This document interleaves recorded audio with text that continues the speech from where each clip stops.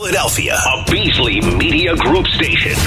Official home of the Sixers, Flyers, Union, and the best Eagles talk in Philadelphia. 97.5 The Fanatic. Good morning. Thought I'd help you wake up. It's 6 a.m. and you're listening to The John Kincade Show, Philadelphia's longest-running sports talk morning show. On 97.5 The Fanatic, Philadelphia. Let the party begin! The show starts now. You ever get invited to a party and then you show up and there really isn't a party? We're hoping today we'll still get you some laughs and a little catharsis. John Kincade Show on 97.5 The Fanatic, and Bradford White Water Heaters are here for the pro. Bradford White Water Heaters bring you the 6 o'clock hour of the John Kincade Show. I went to a party last night. Was supposed to be. It was really good. Had a great dinner with my daughter. Nice stroll around South Philly. Went into a crazy stadium. And then the host of the party didn't show up. And I know what I'm going to hear today, because I can already see it. Just a little quick survey of social media this morning. There goes Doc Rivers again. Yeah, I got to tell you, your eyes are different than mine. Because Doc Rivers wasn't wearing a uniform last night. And the players that were, the vast majority of them, a severe disappointment. Even for stretches of the game, every one of them disappointing in some way, shape, or form. With everything on the line, with an opportunity to go to the Eastern Conference Finals for the first time in 22 years, again, flat, no energy, flat-footed, taking shots from the outside and not moving towards the ball, not rebounding with aggressiveness. All of a sudden we hear about how in Game 4 and Game 5 they talked about being aggressive, and then we didn't see it at all. They let a building down. It was absolutely unbelievable that in the third quarter, when they took the lead, my jaw dropped. I couldn't believe it. I said, I've never seen a team play more poorly in a clinching game and appear to have a chance to really go on and win it. And I was convinced that they would. Convinced that they would yesterday morning, and convinced that I would in the stadium last night till the collapse at the end. I'll let you hear James Harden in a few minutes, and you can just decide for yourself the madness that is. But that was as abysmal a performance in a clinching game as I can almost ever remember seeing, with a team that had everything on the line to close it out, to make a statement, to end a generational drought. That's what they dialed up. Bobby, that was saddening last night. Yeah, you can almost take something a little easier and beat you if the other team plays and you give it your all and you wind up losing and you have another day to fight. That's okay. You understand that. The only team that beat the Sixers last night was the Sixers. I mean, they weren't there. I don't understand it. From the very beginning, I found myself screaming at the TV. All right, let's go. Like it felt like you were getting a group of teenagers up at 7:00 on a Saturday morning to play a game, and they were just kind of walking through the motions, and you can't have that in a Game 7. And the fact that you shoot 36% as a team is ridiculous. The fact that your MVP couldn't get a shot over anybody defending him late in the game and didn't get the ball late in the game is inexcusable. The fact that James Harden knows the ups and downs of his games in this series alone and comes out with an effort like he did last night is mind-boggling. There was nothing about that game that you said, oh, okay, this is why this happened. No, Boston didn't make you do anything different. You just weren't there. You had Al Horford in foul trouble. You didn't get after him. You didn't take the ball to him. For whatever reason, Joel Embiid did not attack Al Horford and try to get him the hell out of that game. The rebounding is pathetic, and that's effort. And the effort on rebounding last night was terrible. I got to let you hear this, though, because it is – I read it. I hadn't heard it. But I want you to hear from James Harden after the game last night, because James – and I'm sure James is sleeping in. He obviously saw in a completely different game than 20,000 people did and then everybody on their television last night. Listen. It's frustrating because I'm number one as far as fouls that don't get called. Like, it's a fact. So it's frustrating as a player, someone officiating tell you at halftime, and then we missed a couple fouls. That right there goes to missed shots and fouls, which is giving me a rhythm to transition points for them. You know what I mean? So a couple of them was shot clock. Like, I'm not going to look at my shooting percentage. I did a lot of really good things offensively. I mean, defensively, they did a really good job. Like, their game plan was to pack the paint. They started two bigs, and they packed the paint. So they forced us to make shots. It's not a hard game. I'm not going to go out there and force it. And, obviously I want to score the basketball, but I'm a playmaker as well. So I don't look too much at scoring. I absolutely scratch my head. That is so lack of awareness and so lack of, that doesn't make any sense. I'm a playmaker as well. I don't look too much at scoring. Bull crap. Your entire career you have. What the freak are you talking about? And in the biggest game of the year, you come out with that? The first thing out of your mouth is two of these, disclaimers. I'm number one as far as fouls that don't get called. Where the hell is that stat coming from? You run down the lane, you travel most of the time when you run down the lane. You're holding the ball with two hands, cradling it back and forth like you're playing freaking rugby. And then you're giving this like, oh, yeah, and so it's frustrating. I'm not getting the calls. I'm not looking at my shooting percentage. You better damn well look at your shooting percentage because you're shooting up bricks. By the way, front rim bricks, too. A lot of front rimmers. Last night, 8 for 34, I believe they were, Bob. From 30, from 3. Yeah, that's pathetic. And that's not all, James. Yeah, again, but it was incredible. That's a lack of self-awareness. Yeah, that's ridiculous. He immediately starts pointing the finger at officials. Last night, that was about officials. What the hell's he talking about? That didn't have anything to do with the officials. Yeah, they played like crap. Yeah, he wasn't great last night at all. I understand what he's saying, that sometimes he's more of a facilitator with this team. It's what Doc Rivers has been asking him to do all year long. He said, when we need you to score, we need you to score. But otherwise, we need you to be the facilitator first. Last night, I don't know, kind of neither of those. 5 turnovers, way too much. You're right with the sloppy ball handling, going in the lane, putting the ball out, looking for fouls. Well, if the refs tell you at halftime that they missed a couple fouls, do you just go in with the mindset like, okay, well, I'll just put the ball out there with two hands and they're going to start calling it? And refs do that? Yeah, they talk. Everybody talks. Harden might say, look, I missed a couple? Yeah, they could say that, sure. It's just like, yeah, absolutely. I've heard refs do that a lot of times. I've also heard players say to them, good call. It's the same thing. There's always interaction on the floor. But I just didn't feel like the Sixers went out to get anything last night. And his comments are that, like, they were looking to be given something. Like the refs didn't make calls. Yeah, no, you go out. That was so disappointing last night in that, like I said, you can lose a game to a team that plays well. Boston didn't play well. No, they did not. Their best player was 1 for 13 or 1 for 15 at one point. 0 for 10. And then down the stretch, he winds up making. That's what great players do. They don't care what happens early in a game. They show up when they need to. And Jason Tatum did just that. Nobody on the Sixers went and grabbed anything. Nothing. Waiting for something to happen, looking for other players to do something. That's not good. And that did not have the mark of all the greatness that we put upon PJ Tucker. I don't know that his words were in anybody's head last night. Pat, do we have any different point of view from you this morning? I'm broken. Like, that you score 86 mother effing points in a game 6 at home. Yeah, this team broke me. Like, I had a whole show with Jamie on last Saturday, where it was after game 3, and he was saying he was broken, and I was trying to talk him out of it. No. The series isn't over, but this team broke me. It's the same crap every year. It's them just crapping the bed in the biggest moment, in the biggest spot. You had an entire team watching 3 guys try to do it all. Yeah, this team broke me. I don't know what else to say. You guys pretty much laid a lot of it out.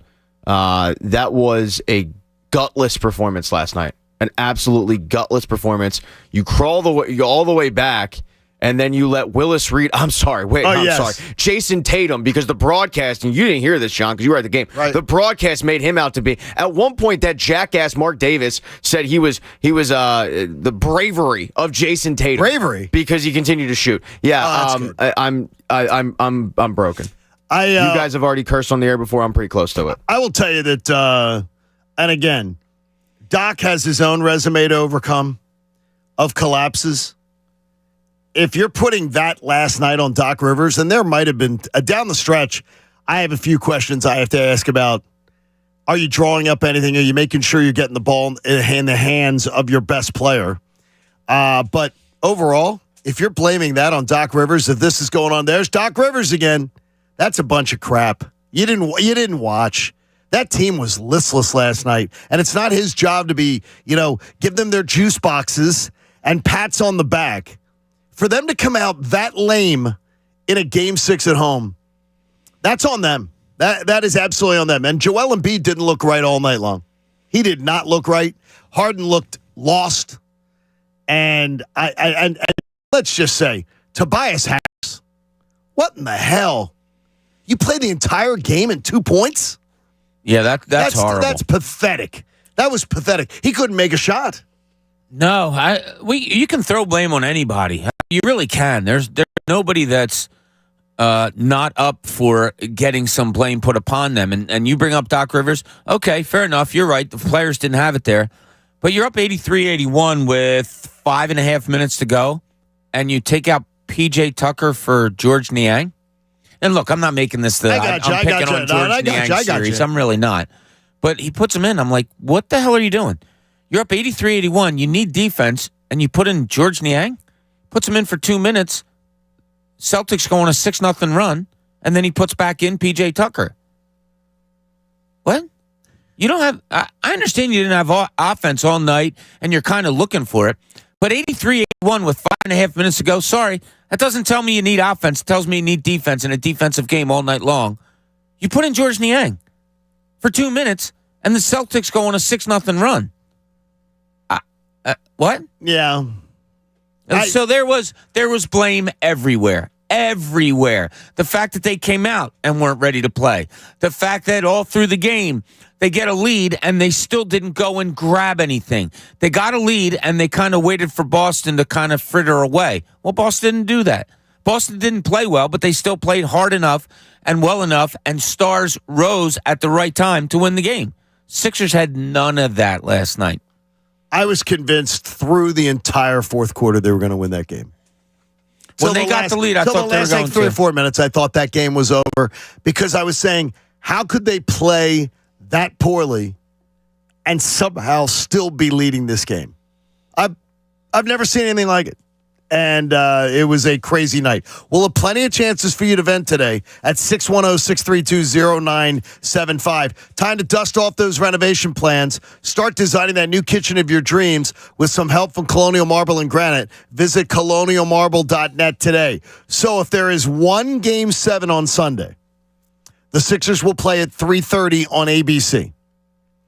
If there are two Game 7s on Sunday, the Sixers will play at 8 o'clock on TNT. So it's all up to the Lakers tonight. Lakers win, Sixers play 3:30 on ABC. Lakers lose tonight, Game 7, then the Sixers will play at 8 o'clock on TNT. You're going to say that's a strange explanation. Why would they be doing that? TNT has the Eastern Conference Finals, so they would be able to get all of their people and all of their equipment and everything in place in Boston to cover Game 7 and then be there set up for Game 1 of the conference finals if necessary, or to just move down the coast a 5-hour drive and be in Philadelphia. So that was the explanation I was given this morning as to why TNT would be getting that game at 8 o'clock, and that's why they're doing it. It doesn't still don't like it, but it would help some people. Not the Taylor Swift people, but it would help some people. What, is she here Sunday night also? Yeah, Sunday night. No. Friday, Saturday, and Sunday. Oh. It is just going to be, I want the 3:30 because honestly, I'd like to get it over with. I'd like to see one way or another. To get it over with. Yeah, that doesn't sound like a winning fan right there. No. I'm just saying get it over with. Just kill me and get it over with. Let's go. I mean, let's get this game. Let's get it played. I don't want to sit around till 8 o'clock at night with the anxiety and everything, waiting to see if this team's finally going to step up and finally deliver. And if they don't deliver, shame on them. Shame on them. This is a colossal, unadulterated disaster. If they blow this, they deserve all the ridicule they get. Yeah, it's weird. We talked about it yesterday. We were all confident that the Sixers would win because they played so well the game before. And it seemed like Boston was kind of teetering and all of this. But we also said how many times yesterday, and you made a joke of it, that it was going to be a dog. To be a fight no matter what happened last night. I don't think the Sixers came out for a fight. No, they didn't. I think they came out thinking that Boston was folding and wasn't going to show up.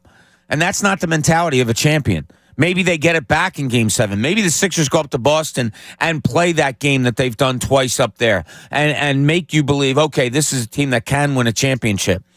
But, man, that performance last night, I don't know. I don't see many champions having that kind of performance in that situation in a playoff run. Pat, is that when you say sort of they broke you?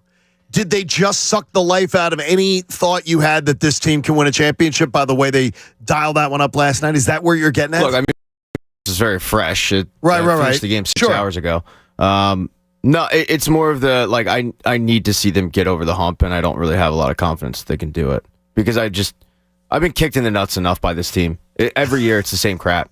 Every single year. It's I'm laughable. not laughing at you. I'm just laughing at your candor. Like, I don't mean to steal Jamie's line, and he'll say it when he comes in here, I become the Joker. Like, I'm just laughing at this point. I don't know what to do. It's every damn year.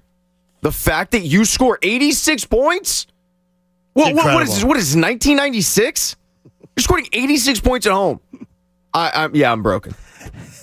Hey, Dominion National offers dental and vision plans for everybody, starting at under $8 a month at teethkeepersave.com. Enroll today at teethkeepersave.com. Pat's candor is Pat, you're actually entertaining me this morning with your candor, though. At least I'm entertaining somebody. So that's what it's got to be. Entertain us with the morning Mindbender. This president narrowly escaped being eaten by cannibals. Teddy Roosevelt. No. I wrote a president down. I can't remember who it is, but so I'll go with Harden. Harding. Warren G. Get it? Not Harden. Yes. I'll go Harding. Warren G. No. It was George Bush Sr. What? So yeah, he joined the war. Okay. As a pilot. His platoon got shot down, but before he got shot down, he escaped. He was able to, whatever you do, in a plane, you escape. You parachute out. Yeah, he ejected from the plane. plane. The word. Yeah, ejected from the plane. Eject. The rest of his people got captured behind enemy lines. They got put into a POW camp with a Japanese commander who decided to eat people. Oh my gosh! And he would have been one of them had he not ejected early. So yeah, You're kidding me. Went on to become president. I've never heard that story. Yeah, it was pretty wild. So like they all died? They all got eaten? I think all but maybe one or two guys. Oh my gosh! But yeah, it got weird. The guy went off the deep end and convinced people that in order to become a true soldier, you had to start eating people and whatnot. And oh jeez. Yeah, I mean maybe he watched Sixers basketball, playoff basketball. I don't know. Could very well could have broken him too. Possibly. Hey, you want to get in with us, you can. 610-632-0975. It wasn't a big night for our MVP, but for another MVP, boy, has he had a great playoffs. John Kincade Show here.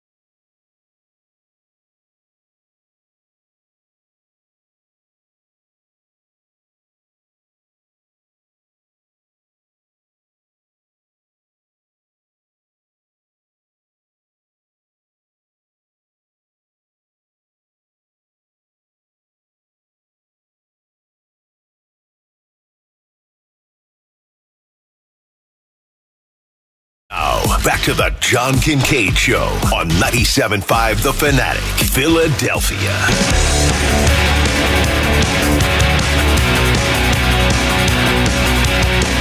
Friday morning on the John Kincade Show on 97.5 The Fanatic. You want to vent with us?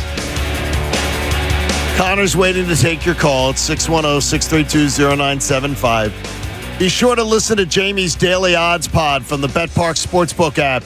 A 20-minute daily podcast. Jamie's got all the player props, futures, ups and downs of gambling, courtesy of our friends at BetParks and the BetPark Sportsbook app. Jamie will join us today coming up in the 8 o'clock hour.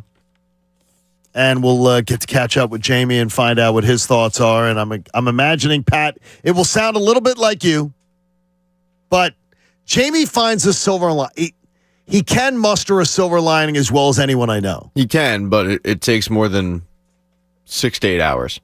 Okay, so you're thinking... It usually takes 24 to 48. So you're thinking like tomorrow, maybe. By game time, he'll be convinced he'll win. He'll be back up and on I it. probably will too. But right now, I am completely broken. I think that's the one... Convinced they'll win? See, that's the one thing is I won't be convinced, but I will be optimistic. By the time the game comes, I'll be optimistic, but I won't be convinced. I can't... This team can't convince me of anything. This series can't convince me of anything. Forget just Sixers, just Celt, whatever. When you put these two teams together in this series, there's nothing definitive. There's nothing convincing. It's just, you just don't know what the hell's going to happen. So if you want to lend that to the side of positivity to say, well, you don't know what's going to happen. It can't happen. They've won twice up there already. Okay. We'll see. That Sixers team last night was almost unrecognizable. Game 2, they get blown out. Embiid wasn't there. Last night, as Pat said, they scored 86 points. He wasn't there mentally. Game 1, I mean. Game 1, yeah. Yeah. And they win that game, though. Yeah, and they win the game without him. I don't know who they were last night. I'm sitting there, and I'm like, okay, here you go. They get a lead, and you're saying, okay, we're going to see something familiar now. We're going to see something familiar. They're up 83-81 with 6 minutes to go. And it goes, Embiid miss, Maxey miss, Harden miss, Embiid miss, Maxey miss, Tucker miss, Harden miss. What are we doing here? I think the easiest thing to do when you're having trouble scoring, which they did all night, get Joel Embiid the ball, please. And he said it after the game. He says, a lot of things went wrong and pointed things out. But then the last thing he said was, and I didn't touch the ball in the final 4 minutes. Show me, though, and we were watching for it. So we were trying to keep our eye on it because of Joel. Show me where Joel was demanding the ball. Well, show me, isn't that part of it, Bob? There was a play down low where he was completely mismatched against Marcus Smart, begging for the ball, and they just couldn't get it to him. Who was unable to get it to him? Because I don't remember that sequence. I didn't think Joel Embiid played poorly. I thought the effort was there, shooting wise, no, but his ball handling was terrible last night. Effort wise, I saw plenty of effort from Joel. Joel Embiid is probably the last person I'm not blamed, but he's not on my. Everybody's to blame when you score 86 points, but he's pretty low on my list. I'd say Tyrese was the one who was the least blameless last night. See, I think Tyrese's shot selections at times cost them greatly. Okay, I thought they needed him to score. He did, but there were plenty of times where they would finally force a miss. And he would rush down and take, his feet weren't set. He would jack up a 3 because he was trying to get it all back in one shot. And he would miss. Boston would grab it, run down, and score. And they'd make it from a 3-point game to a 5-point game or something like that. But you're right. How am I complaining about a guy who scored 30? Yeah, he was, I believe, the overall the best player on the court for the Sixers last night. I think was Tyrese. He was the one who, let's put it this way, he brought the most energy. I will not argue with you. He was the one who, but I got to tell you this, the non-MVP, Jokic, he's averaging 31 points a game in the playoffs, 13 rebounds, and 10 assists. Yeah, that's a disappointing thing when you look around at stars. They don't disappear. Stars don't disappear. Their teams could lose. Kevin Durant will put up 30 points in a loss or this and that, and Jokic is always visible, and, the stars are there every night. Embiid was good last night, no question. But again, I think Embiid was right. And you're probably right too, John. If somebody's wide open, how are you not getting them the ball? If somebody is begging for it and he's your MVP, how do you not get him the ball? I put the blame kind of on both sides. John, you're right. He has to make it blatantly clear to his teammates that give me the ball now. And, we could go back and forth today on who's to blame. I'm not going to argue with any of you where you're going to put blame, because I put blame on every player, every coach, everything that has to do with that Sixers organization today. They all get blamed. And they probably all sit back and will say they deserve it. 31, 13, and 10 for Jokic, though. That's what an MVP does. Well, he's healthy. I know you don't want to hear it, but yeah, it's the always. There's a lot. Always. That's why I'm broken. Part of it. No one was talking about him being unhealthy after Game 5. Yeah, because they won. Exactly. So then we're just leaning on an excuse. Yeah, but he didn't. I mean, he wasn't otherworldly in Game 5. He was good, but he's been a good player. But to the level of Joel Embiid regular season MVP form, he wasn't there. He won't take it to the basket last night. He wasn't taking it to the rim. And he's doing the little bunny crap. He never takes against the glass. I mean, come on. You've said that before. Finish strong at the basket. What's with the little bunny? You can't expect him to change now. He's never done it. He doesn't. I'm not going to sit here and Embiid sucks. We're not doing that because they lost last night. I know. But I can't expect him to change his game. He's never been a physical take it to the rim. He had a dunk last night. He beat somebody off the dribble, and it was a wide open lane. He went in and slammed it, and that was cool. That's great. But we can't expect him to become something that he's not. And he's not a physical, dominant rim player. He's a great, great, great finesse big man. And that's what he is. And that's got him an MVP. And that's made this team a 54-win team. And all of that. We can't expect him to change now. But we also can't expect the team and him to not be visible in the last 4 minutes of the game. Do you ever think playing a finesse game, though, isn't how you beat the Celtics? Well, I mean, you can't change him. Yeah, it's ridiculous to ask him to change now. What's he going to do? Start running through people and jumping over people when he hasn't done it in his 7 years in the league? No, I'm not talking about just being aggressive to the basket. You have Al Horford with 3 fouls, and you fail to take it. You get the ball in your hands. Al Horford's defending you, and you don't take it at him to try to get that 4th foul in the 3rd quarter. You could have had it. You could. I mean, you already got Jaylen Brown with 4 fouls. You got a chance to get Al Horford with 4 fouls in the 3rd quarter with clock on, and you just settle for putting up shots from outside or dishing the ball away. Yeah, they've never been really good at that. If you remember game 2 or whatever, where Tatum had early foul trouble, or Jaylen Brown had early foul trouble, and they just never really went after him. They just don't. I don't know if they don't read that well or they don't really do it all that well. Ed says he's too angry to call. You can call Ed? He says Embiid played hero ball, and it's what Doc talks about trusting. I want you to hear Doc Rivers after the game, and I heard it with Devon after the game on our drive home last night, talking about he feels there was a lack of trust last night. I don't think we trusted very well. It's a make-miss league, and they were 15 for 35 from the 3, and we were 8 for 34. I would say we had a lot of wide-open threes. We didn't make them. I didn't like how we played overall offensively, though. Down the stretch, got to play through your big fella more. Didn't think the ball went there. So I have to watch the film, but I just didn't think we had a game of great trust tonight. I thought our guys all wanted to win. They played that way, and sometimes I think that gets in your way, and I thought that happened tonight. Could you take us to the trust thing, Bob? A little bit into more of that, because I think it's a term that different people could interpret different ways. What do you think Doc's saying when he's saying that? I read it as this, that they didn't trust themselves. I don't think James Harden trusted himself last night. I don't think Joel Embiid trusted himself. Certainly Tobias Harris didn't trust himself. Tyrese, there were just different parts of the game where he says we didn't trust tonight. You would think I didn't trust passing the ball to John in the lane because I didn't think he was going to make the shot. No, I don't. My interpretation of it was the players didn't trust themselves. They didn't play with confidence. They didn't go out there and grab a win when it was there to grab. And when you don't do that, you're not trusting yourself. Tasty Cake Dom's on the line. Dom, how are you feeling first, buddy? You doing well?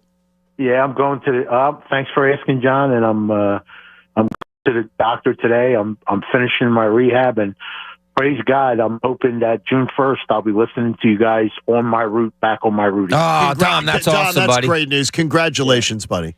Yeah, thank you. But I've been watching you guys on YouTube all the time. John, so whatever Joel Embiid is, whatever he does, what he does is he had shot the second most foul shots of anybody else in the NBA, which did not happen. Whatever, Doc's got to draw something up to play the contact to get him. He's at 86% foul shot. And he shot no foul shots. Dom, that's what I think too. You got to get to the freaking line. You have Al Horford with 3 fouls in the third quarter, and you don't take it at him. I don't think Joel took it to Al Horford the rest of the game when he was being defended by him. Take it in the paint, go at him, force him to foul you. I don't understand it. The show, because you can be sympathetic. This is losing to the Boston Celtics is the worst feeling I could have in my life. Worse than the Super Bowl, John. Losing to the Boston Celtics guts you. Well, I tell you, Dom, good to hear about your prognosis. Thanks, Dom. It's excellent.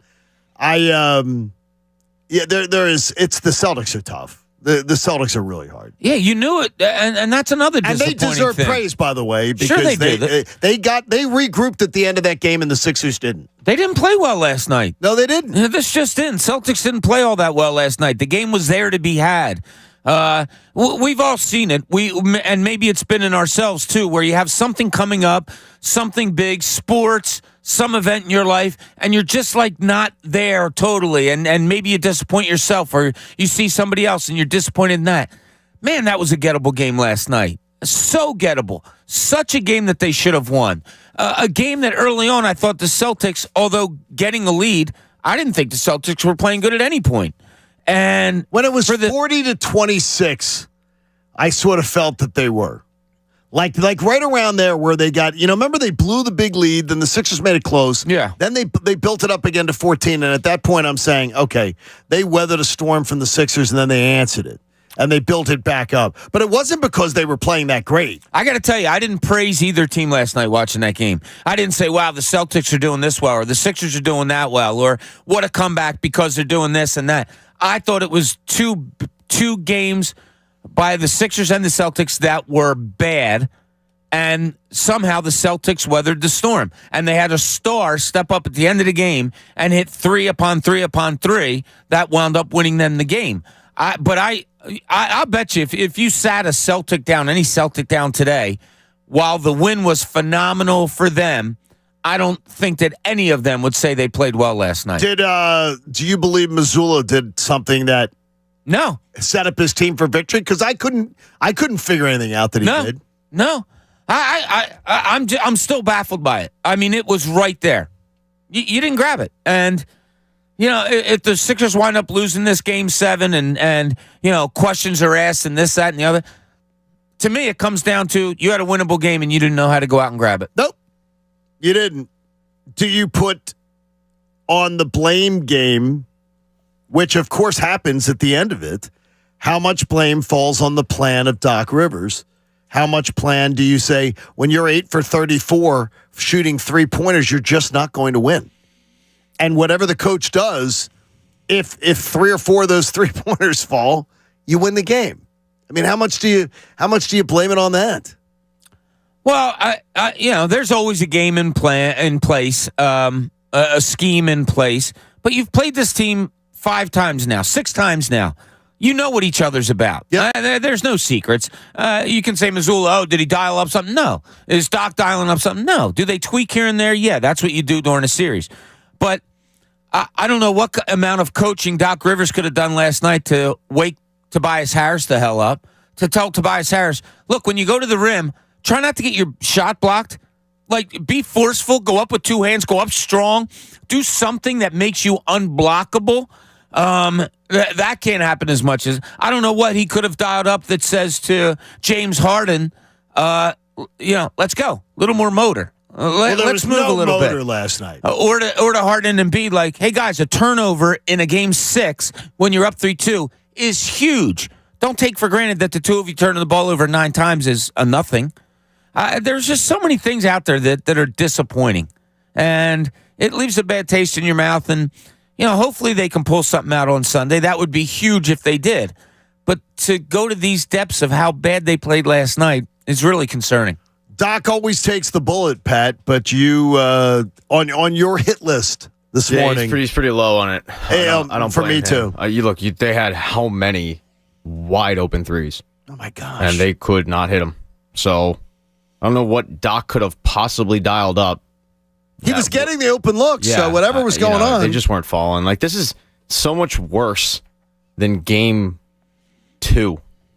Okay, explain why. Explain why. Blown out, because at least blown out. It's you just chalk it up to, all right, bad night, really bad night. Okay.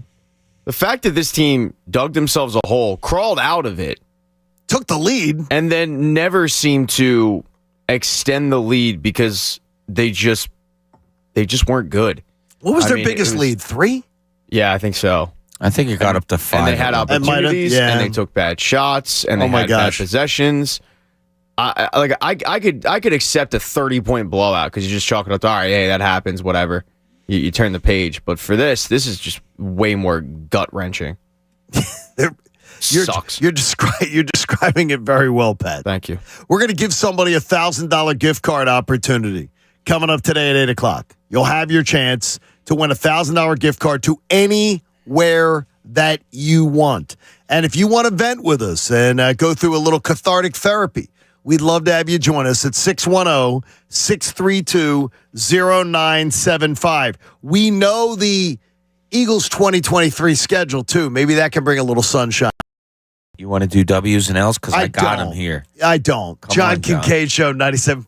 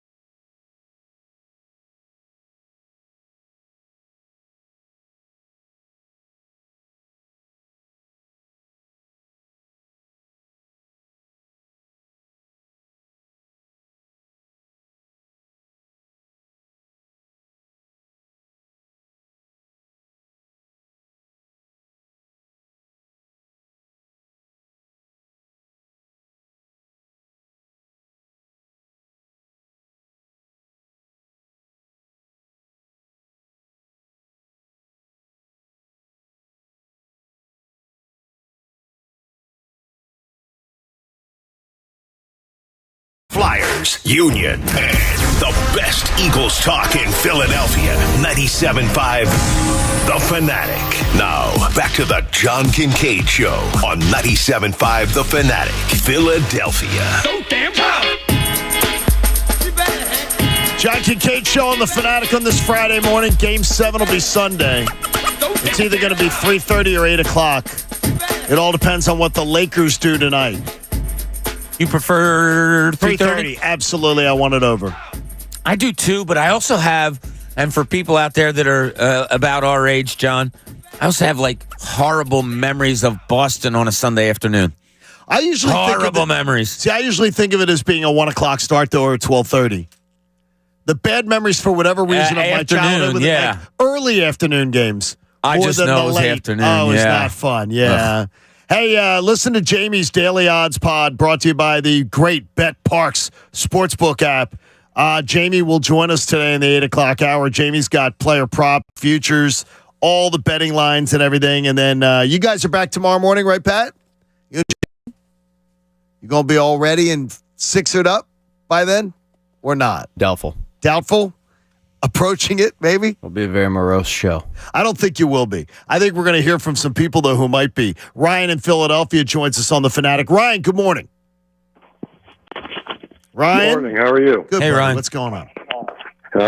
Not too much, guys. First of all, I just wanted to say I love your show. Listen to you guys every morning. Thank you, buddy. Even in a gut-wrenching night like last night, somehow you guys bring me some happiness. Thank you, man. We appreciate that. Hey, listen, I pretty much wanted to call in and let you guys know, let everybody know that I have season tickets available for sale. I thoroughly plan on putting them up as of tomorrow. I've seen everything I've needed to see for all the time, money, effort that I've invested in this team to come out and see an effort like that just absolutely killed me. Now, Ryan, you mean to tell me right now, I'm going to challenge you on something. Sixers win tomorrow on a Sunday afternoon. You don't want to be there for game 1 on Wednesday night at home. If they won, I would. Wait. So you're not done with them yet. They have one chance to win you back. No, I'm going to put them up because I tell you right now, there's no way that team's going to go into Boston and win for a third time. Game 7 on the road, all the pressure on them after that effort.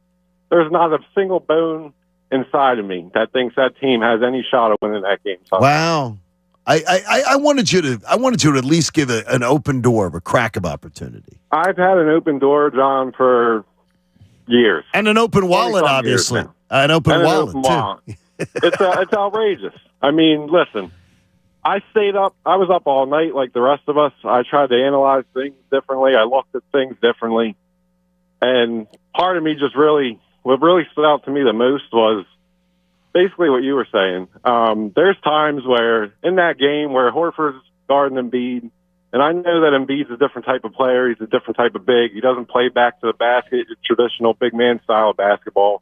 But at certain times, you just have to. I mean, seriously, it's grade school ball to try to get Al Horford a fourth foul.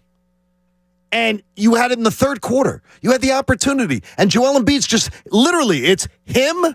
Al Horford's the only thing standing between him and the lane and the basket, and he doesn't take it at Horford. I don't understand it. That is absolutely CYO ball. Yeah, I got to be honest, man. I don't agree with you at all on that. Why? I thought he tried to back up Horford plenty in that game, and Horford guards him really, really well. He's like the only big man in the league that does not get baited into Embiid's tactics in terms of fouling. So I thought he tried to back up. He tried to get the fouls. He tried to pump fake. He tried all that crap. It wasn't working. And then he would dish out, and they'd find the open guy, and they'd miss a shot. What did you say about me? I didn't. Horford had 3, but it wasn't a thing where I said, "Oh, go after him. He's got 3." Jaylen Brown, yeah. Jason Tatum, yeah. I would if they have foul trouble. I'd try to get there. I don't change. Doesn't matter as much. It doesn't to me, John. Okay. I could be wrong, but I don't change my game plan to say, all right, I got to get a 4th on Al Horford. Like, I would think that's you'd a want luxury that comes with the game. If he bothers Embiid so much, then that would be my strategy. Well, yeah, then that would be my strategy because the third quarter, if he's got 4 fouls, Joe Mazzulla's having his ass on the bench. He's moving him to the bench. Yeah, they didn't. He's not leaving him attack him early. That was my biggest. And they haven't. for all the people that they've had in quote foul, they haven't had anyone in foul trouble. No, like they it's really a very haven't. deceiving stat line when you look at the end of the game and who's been in foul trouble. But they have not attacked this team at all. And to your point, a couple games ago, Jaylen Brown had 2 fouls really early. They didn't go after him. They don't go after this team. Yeah, they don't try to get them in foul trouble. They just kind of let the fouls happen and okay, hum.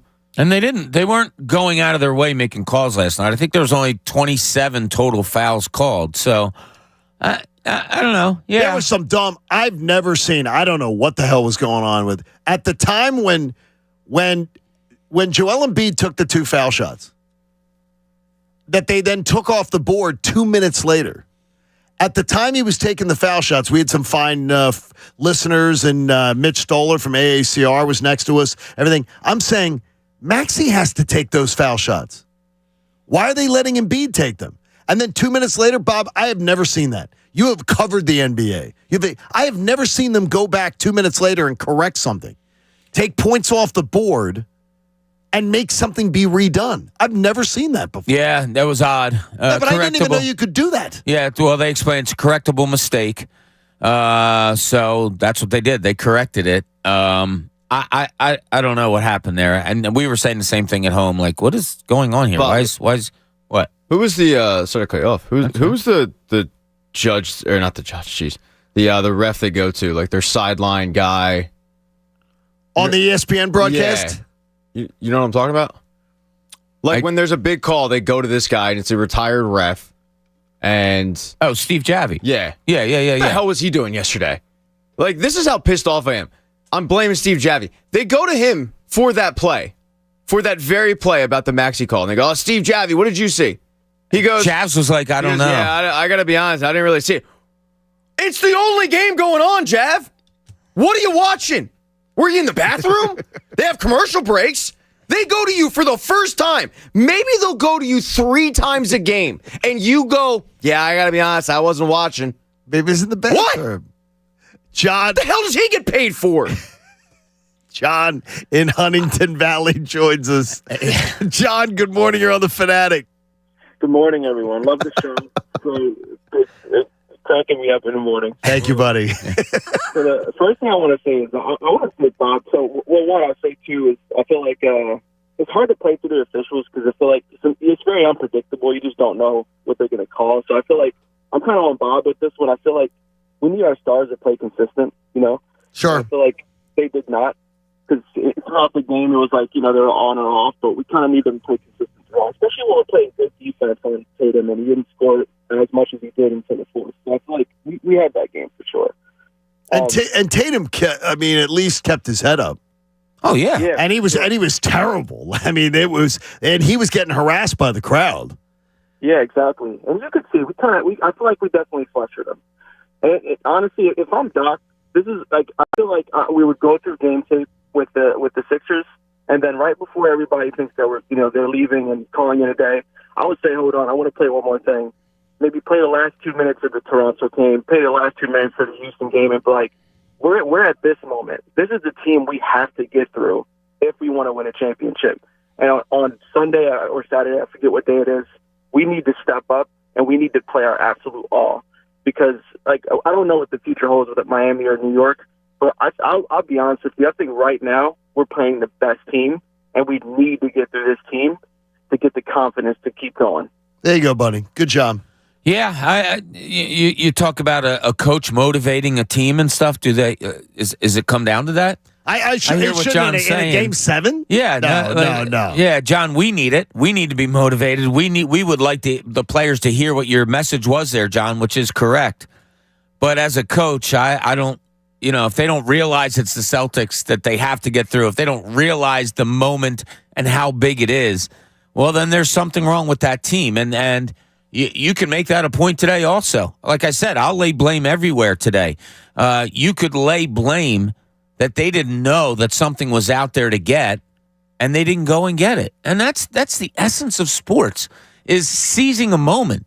And my God, I didn't see a player out there last night that really looked to kind of seize the moment. Even a guy that you could look at and say, well, at least he tried. If there was somebody on the team on the Sixers that oh, he missed 5 shots down the stretch, or he committed 2 offensive fouls, or it was a bad try to block shot. At least those are effort things, and I can't even put my thumbprint on any of those. I feel like Maxey was playing with a little bit of reckless effort, and Pat pointed that out earlier. But I believe the effort was there. The effort was absolutely The decision-making may not always have been. Yeah, I just Right. it seemed like he was kind of rushing some shots, trying to get the lead back all in one.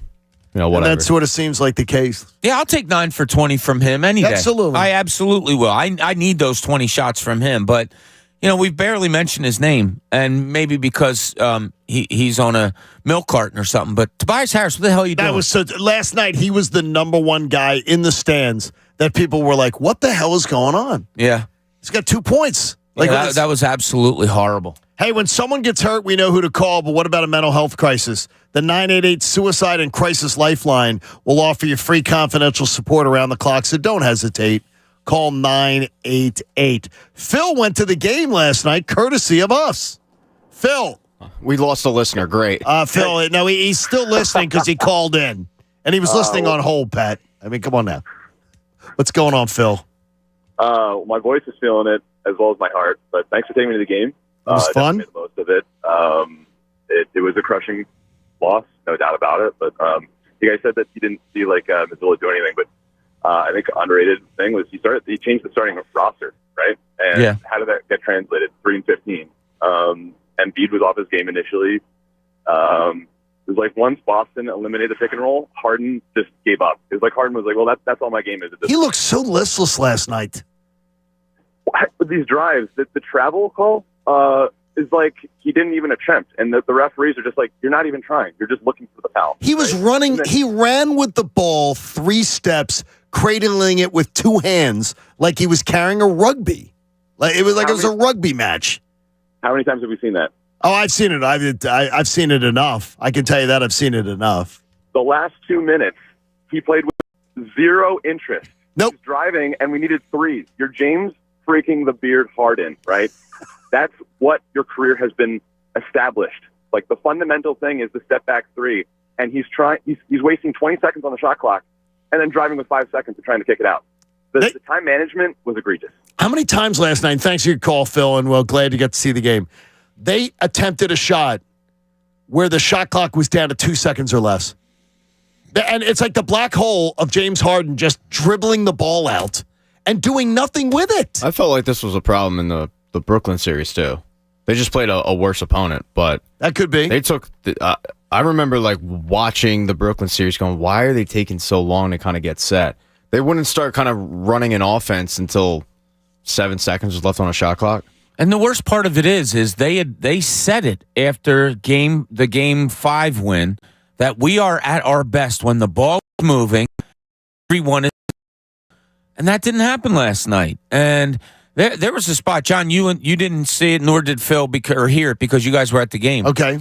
Sixers turned the ball over, and I think you probably heard it, with about 3.5 minutes to go, and Doris Burke started screaming into the microphone, "Oh my God, Joel Embiid and James Harden aren't even getting back on defense. Yep. They're walking up the floor." Yeah, she said they looked like they've accepted the defeat. Yeah, and there was still 3 minutes to go? And it was what? And it was 6 or 5 at that point? I think it was 8. Okay. And she's like, they're not even trying to get back on defense. So for you to be an outsider, a national person who knows the game and come in and see that, and we're here to hear it from a stranger, air quotes, to say that about your team, that was damning. Well, I know, as Pat and I will butt heads on the what a player says after the game.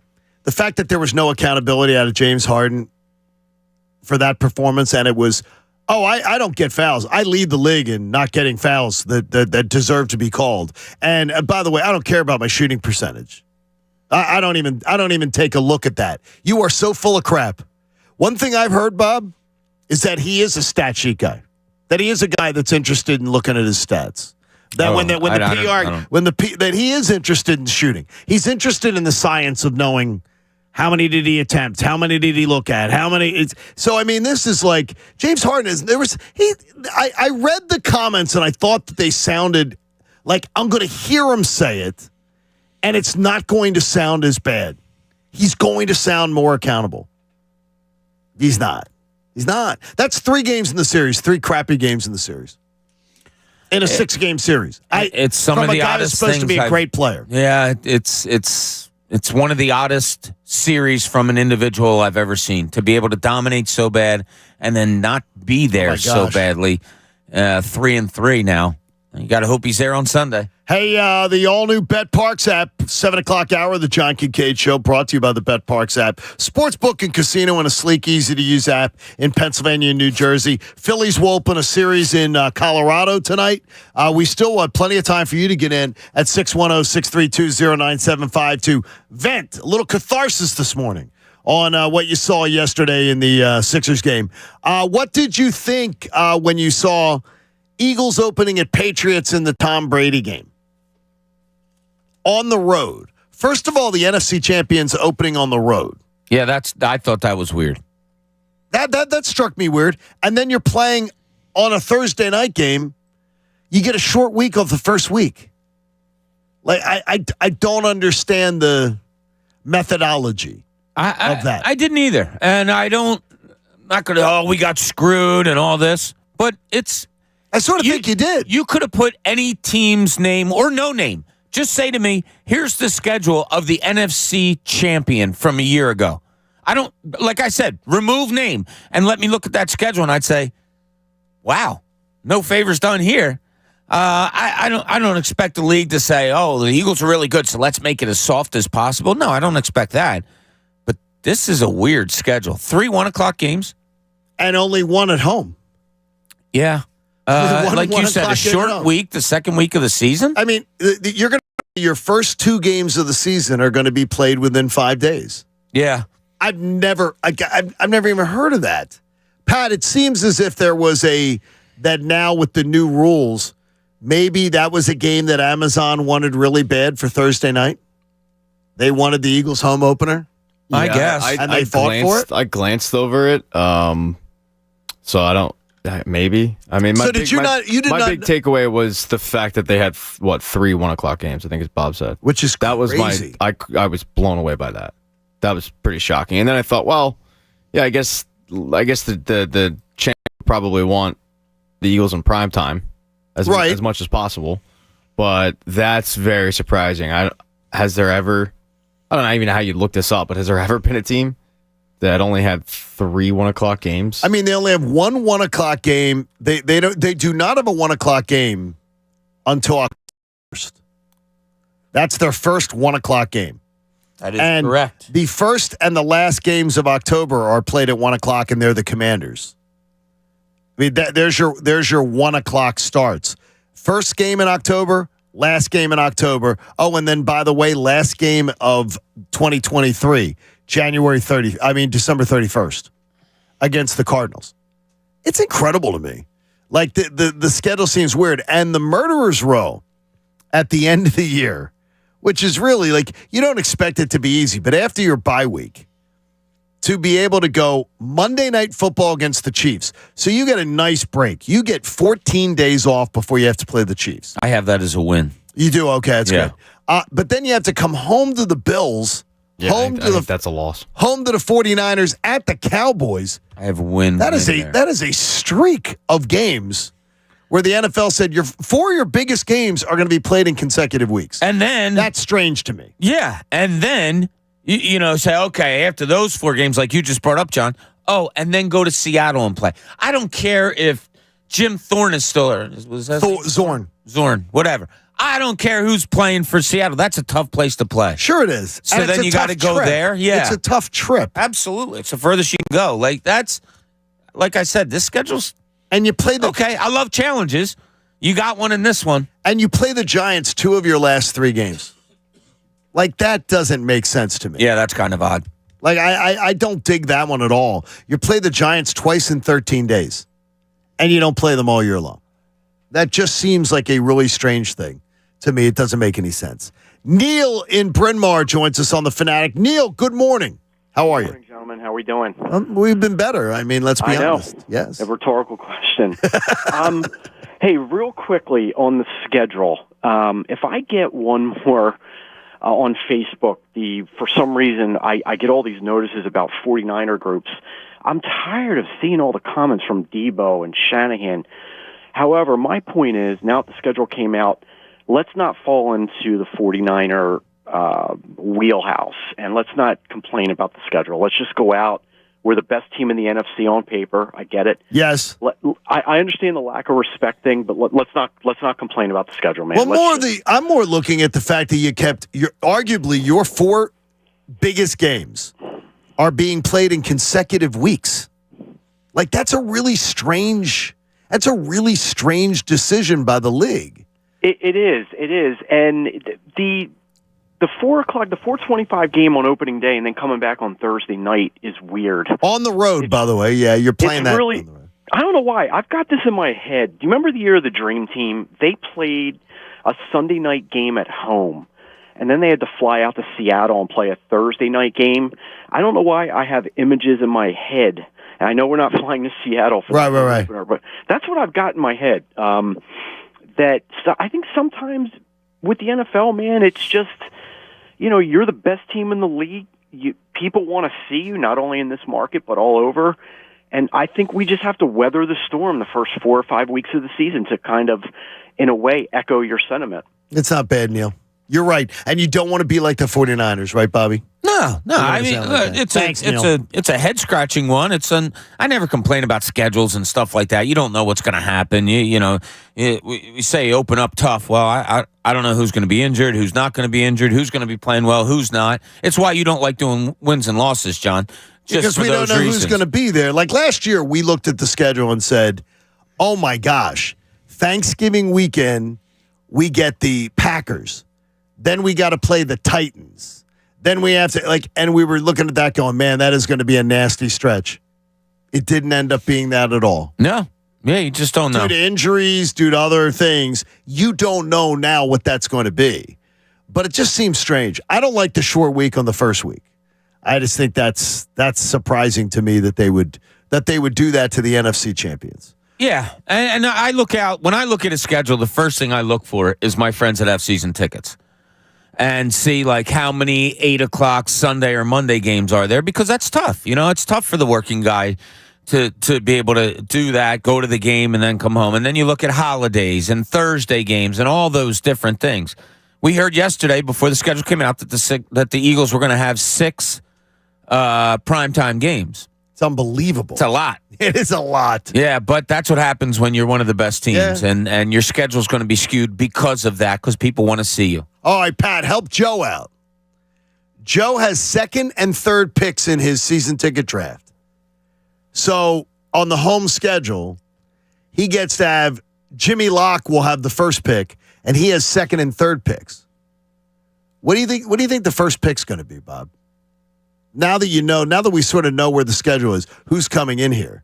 Is the it first pick at what game you want to see? Yeah, because they share season tickets. And Jimmy has 1st pick, and then Joe has 2nd and 3rd picks. And I had a strategy for him. I'm like, look, I said, nobody's going to want that Christmas game.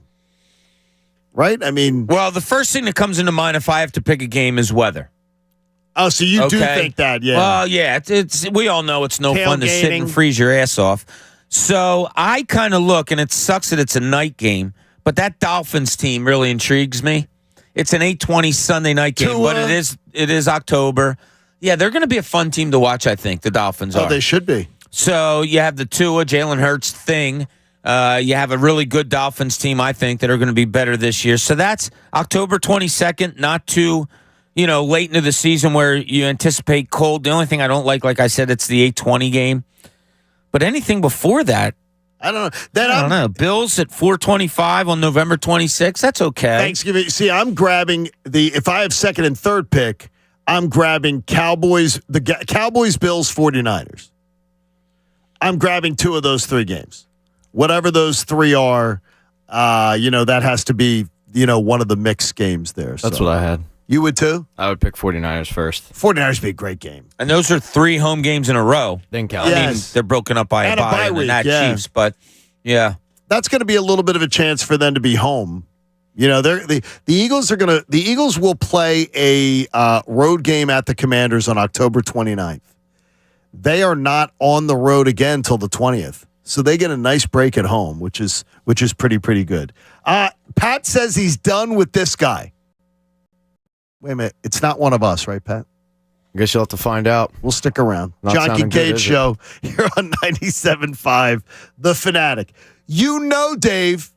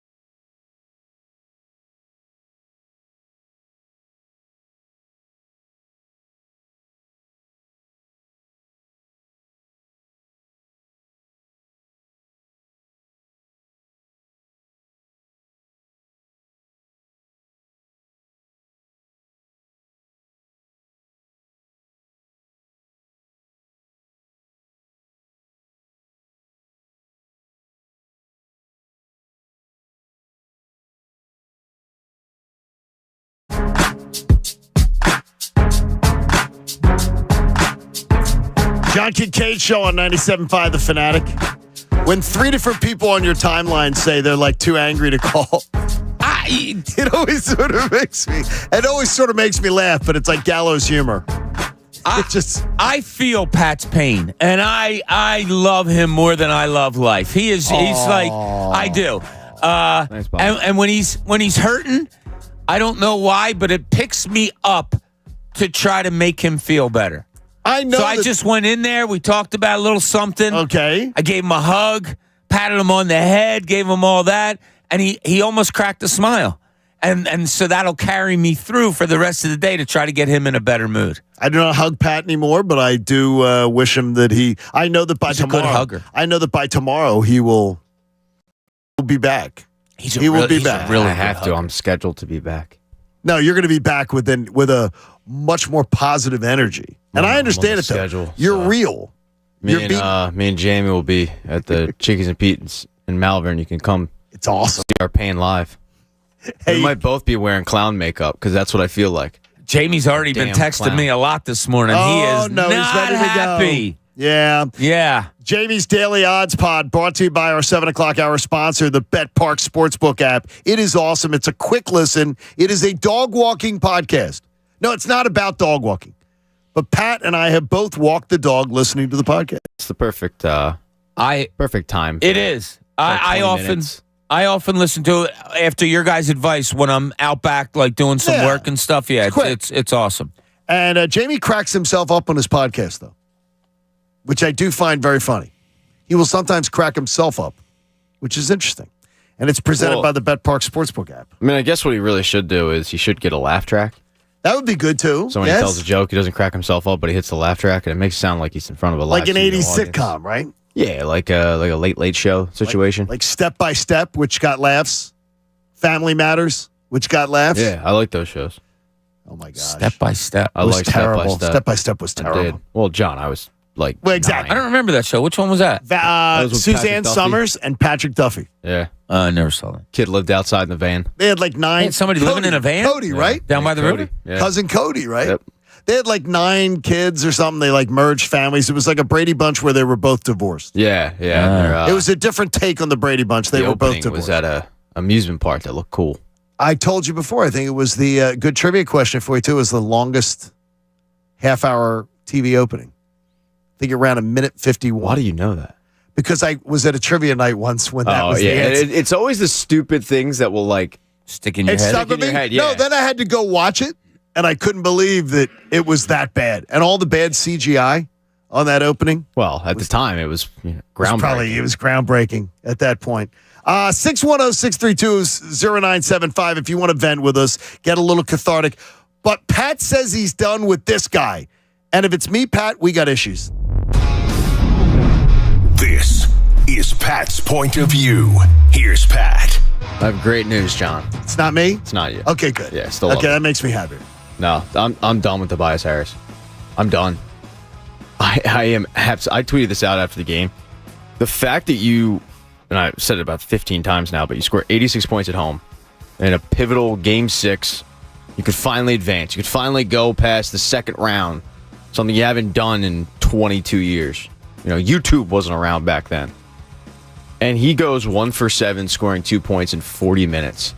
Now, I'm sick, so I decided to go back and watch the game in reverse and look to see when did he last have a meaningful possession offensively? Because I thought defensively he was fine. Okay, I thought he attacked the glass, all that, but offensively he was a complete bystander. So I looked. Do you want to take a guess when the last time he touched the ball across half court? I know he didn't shoot in the second half, so I'm cheating a little bit because I heard that with Devon and the on the postgame show. I'm going to say 6 minutes into the second quarter. Okay, Bob. Last time he touched the ball in the half court? Half court. Just touched it. I'll say midway through the third. Okay, it doesn't sound that bad, I guess, but 7:55 left in the fourth quarter. He crossed over the line and immediately passed it. Oh, okay, yes. Wow. Then before that, 5:03 left in the second quarter. He got it. Oh, my gosh. And handed it off right away. 6:03 left in the second quarter. He did the exact same thing. Finally, With 6:19 left in the second quarter. Oh, my gosh. He missed a layup that was blocked by Jason Tatum. That was the last time Tobias Harris had a meaningful possession. Is that the last shot he took? The last shot he took with 6:19 left in the second quarter. Oh, my God. This isn't even about the money. I don't give a rat's ass about the money. You have a guy in Tobias Harris I've seen be aggressive. I've seen backup defenders. I saw it in the previous game. Right? He has a mismatch. He backs him down. He turns around. He has a nice jump shot. He was a bystander. I am sick and tired of hearing that Tobias Harris has acclimated to a new role, that Tobias Harris is just playing his game. He's doing what the coaches want. Really? Coaches want 1 of 7? Coaches want 2 points? You cannot sit there and have a situation of 2 players in Tobias Harris and PJ Tucker who don't really give you anything offensively. Now, PJ Tucker, you understand that. But you understand it because you're banking on Tobias Harris giving you something. The fact that PJ Tucker had more shots taken and more points than Tobias Harris is a joke. I'm done with him. I am absolutely done. Because what pisses me off is I know what PJ Tucker is. I know what to expect. But the fact that I know exactly what Tobias Harris's game is, and I see it once every summer solstice, I'm done. I don't want to see him on the Sixers anymore. Dude, be aggressive. It's not rocket science. He didn't call for the ball once. He would get in the offensive zone, and he might as well just gone and sit on the sideline because he just went in the corner and sat there. He is not aggressive. He had no interest in being an offensive player.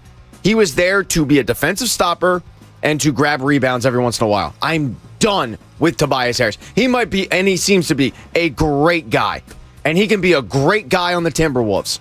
I'm done with him. I can't have this. Thank you. I can't blame you. I mean, I can't blame you. Way to go, Pat. And I watch the dichotomy of it all, though, Bob, is going from Game 5 to Game 6. I can't understand where that Tobias Harris went. There's so many things about last night that you say, where the hell did that team go? It wasn't there last night. No, it wasn't. It's so odd to be able to have a performance like you did in Game 5 up in Boston, where it wasn't that hard. It was ball movement. It was everything that this team is capable of doing. And as we talked about the day after that game, it's not things that weren't sustainable. No. It's not like you had, 3 guys going for 50 points. It wasn't anything crazy. It's just they played the way they can play. To come home and not be able to do that, why? Because Boston put another big man in the starting lineup?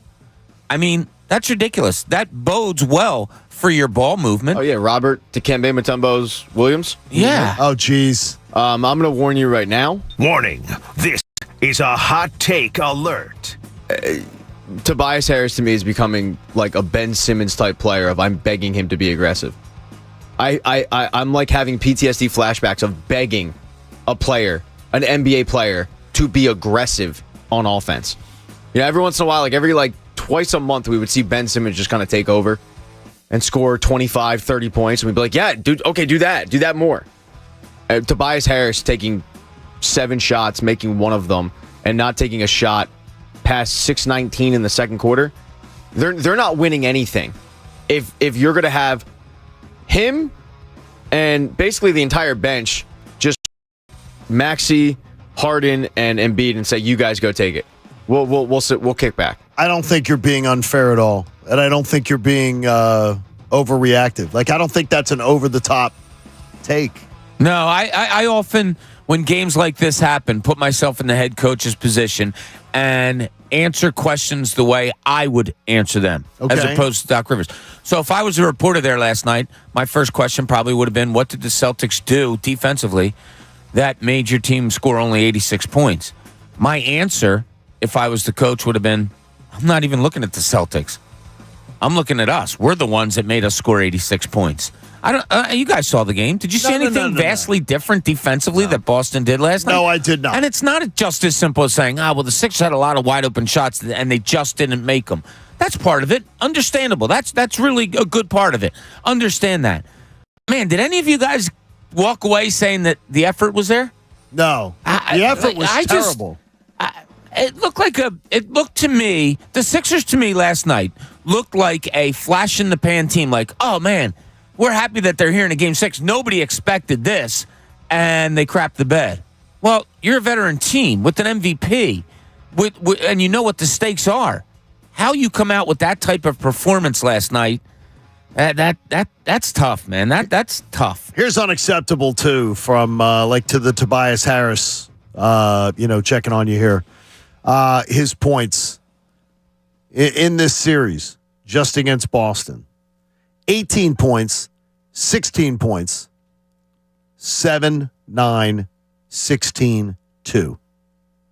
That's unbelievable. Guarantee the games where he scored 16. What was it, 16? And what was the other one in the teens? 16, 18. Yeah, guarantee they won those games. Well, we know the 18-point he did, and 16 was game 1, I think. So you're right. Yeah, it's unbelievable his ability to kick back and go, yeah, Joel Embiid's got it, James Harden's got it. I'll just be the fourth role player. Like a competitive drive. You're playing 40 minutes? Don't you want the ball? I don't know, Bob. You played basketball plenty. Like, doesn't a player want the ball? I'm tired, so sick and tired of hearing national media and for quite frankly local media praise Tobias Harris for taking this fourth role option when we know he's better than this. We know he's better than 1 of 7 not taking a shot for the entire second half. I'm tired of it. Are you as tired of James Harden? At least he's shooting. At least he's trying to do something. Like, yeah, he wasn't good yesterday, but at least he's shooting. Tobias Harris came over half court and was like, all right. I'm disinterested. That pisses me off. I'll accept a guy shooting if he's being bad, because at least you're trying. Like PJ Tucker shooting, okay. But he was open. He wasn't hitting him, but he was open. But I'll give him credit for shooting. Sure, if it's there, you got to take it. You're wide open. But if it's there, you got to take it. That's what you say to PJ Tucker. If it's not there, you got to go and get it. That's what you say to Tobias Harris. That's my problem. He's not doing anything to get really open. He's just a spectator. All right, Mike. How you feeling this morning? No, I'm not happy. Now, listen, I need a favor from you, man. I call in, I do my quick couple seconds, I hop off, I try to be quick, but I need a couple extra seconds today, John. Go for it. I'm furious. I'm not going to make any excuses. 100% they lost this game.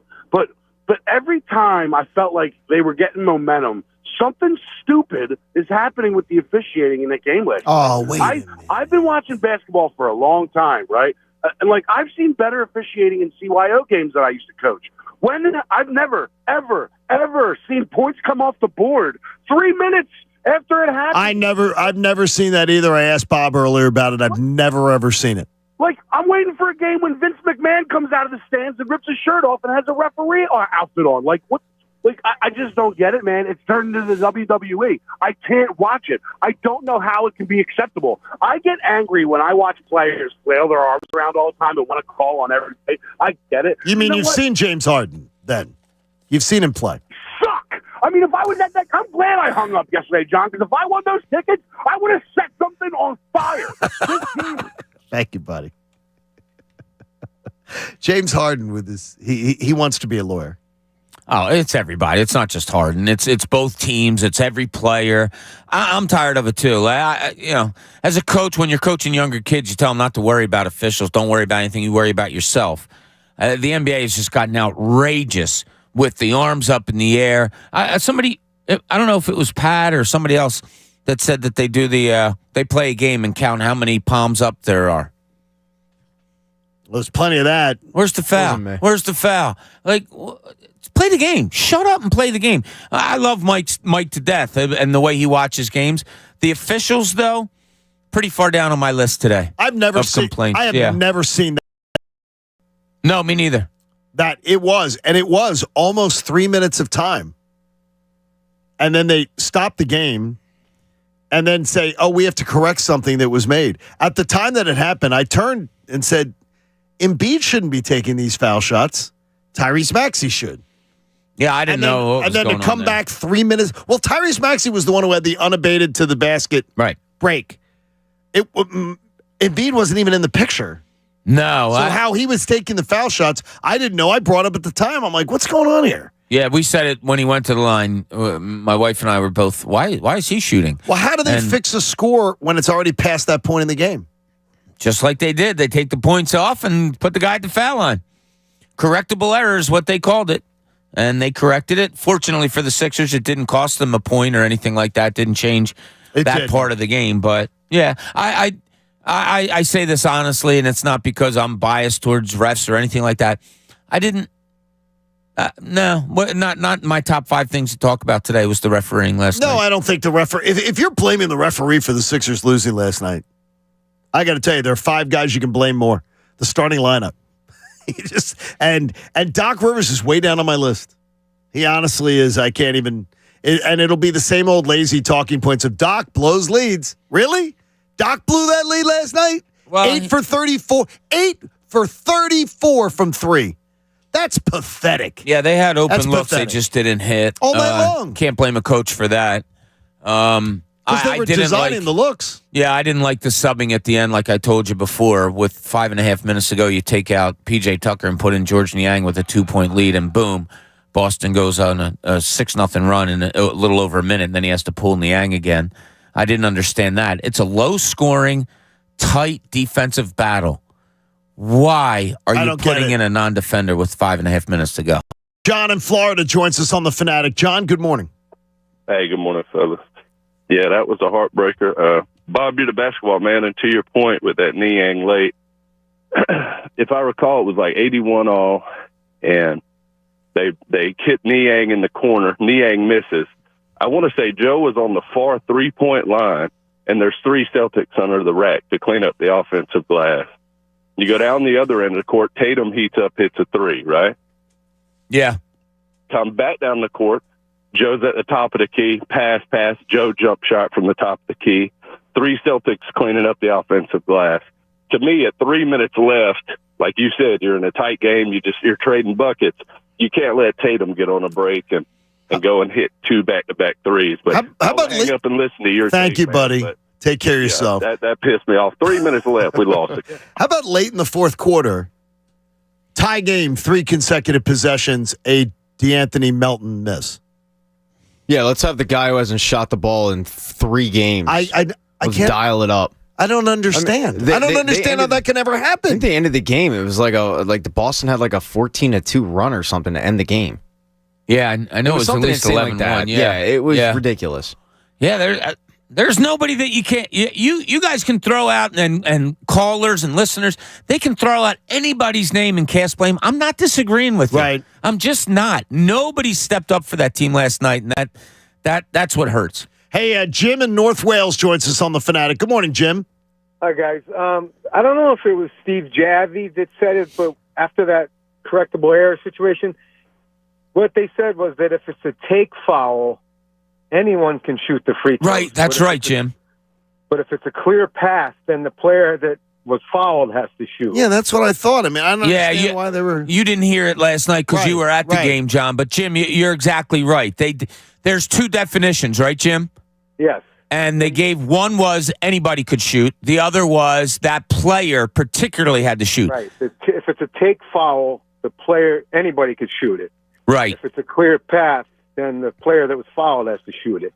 But also, I'm a high school official, and the time that as long as it's, I don't remember how it went down, but if it's the first dead ball after the play, that's what it is in high school when they can correct it. Yes. Yeah, I just don't. Thanks, Jim. I think you blew the call, and there are blown calls in the middle of the game all the time. Why are we correcting that one? There's a lot of things. It's a correctable blown call. Like you can't. Yeah, maybe I blew a travel. Maybe I blew an offensive foul call. Whatever. Those aren't correctable mistakes. This one is deemed as correctable because the rules, like Jim so greatly said, and I had forgot they said it on air. The rules was misinterpreted. The official went with one rule where anybody could shoot, and then when they got back together, they said, no. The rule is he was unabated to the basket, so Maxey had to take points off the board. Yeah, that's wild. Isn't it? I never remember seeing that. I don't in the NBA. Either do I. Derek on a cell joins us on The Fanatic. Good morning, Derek. How you feeling this morning? Hey, what's going on, John? Hey, guys, look. At the end of the day, I think we still want players to give max effort. And right now, they're not getting max effort. Boston's not. Sixers not. Boston should have had this thing 4-0. and got us out of there. But the fact that we stood in there and kicked their butts, the Sixers should have gave mass effort. James Harden plays a good game, then he doesn't play a good game. Embiid plays good, then they don't. We're used to guys in this town are blue-collar guys, and we're not getting that right now from this team. No, there's nothing blue-collar right now about Embiid's game. There's nothing blue-collar about Harden's game. There's nothing blue-collar about Tobias Harris's game. Nothing at all. I understand the city is like, right now we haven't had a championship since Doc and Moses. We haven't been there since AI. Right now, we frustrated right now. And you're allowed to be. And Derek, you spell it out well. You spell it out well there. Yeah, absolutely. There's room for no frustration. Right? Sure. It's all there, and today's the day to do it. And, luckily you have tomorrow. Luckily you have an extra day that you haven't had in this series to, if you're the Sixers, correct whatever it was that happened. But like I said, some things were there, and they just didn't go after it and get it last night. And that's the most disturbing thing to me. Our friend John Brightcliffe asks, wasn't the Embiid block that was called goaltending? Why is that not correctable? It's very clear. Why? Well, they could have corrected it if it was challenged. Everybody in the whole stadium saw it. I mean, it was, I don't know. Yeah, I was wondering if Doc would have challenged there. Everybody in the whole stadium saw it. They showed it from five different times, and Great the place block. was going nuts. Yeah, that was a big momentum swing too. Sure, it was. Yeah, that was one there that counted. And then, they didn't challenge that, right? No, they did not. Yeah. Hey, so much going on. You can get in 610-632-0975. Hopefully we're not depressing you. We'll give somebody a chance to win a $1,000 gift card. We got energy for Sunday for Game 7. John Kincade Show on 90.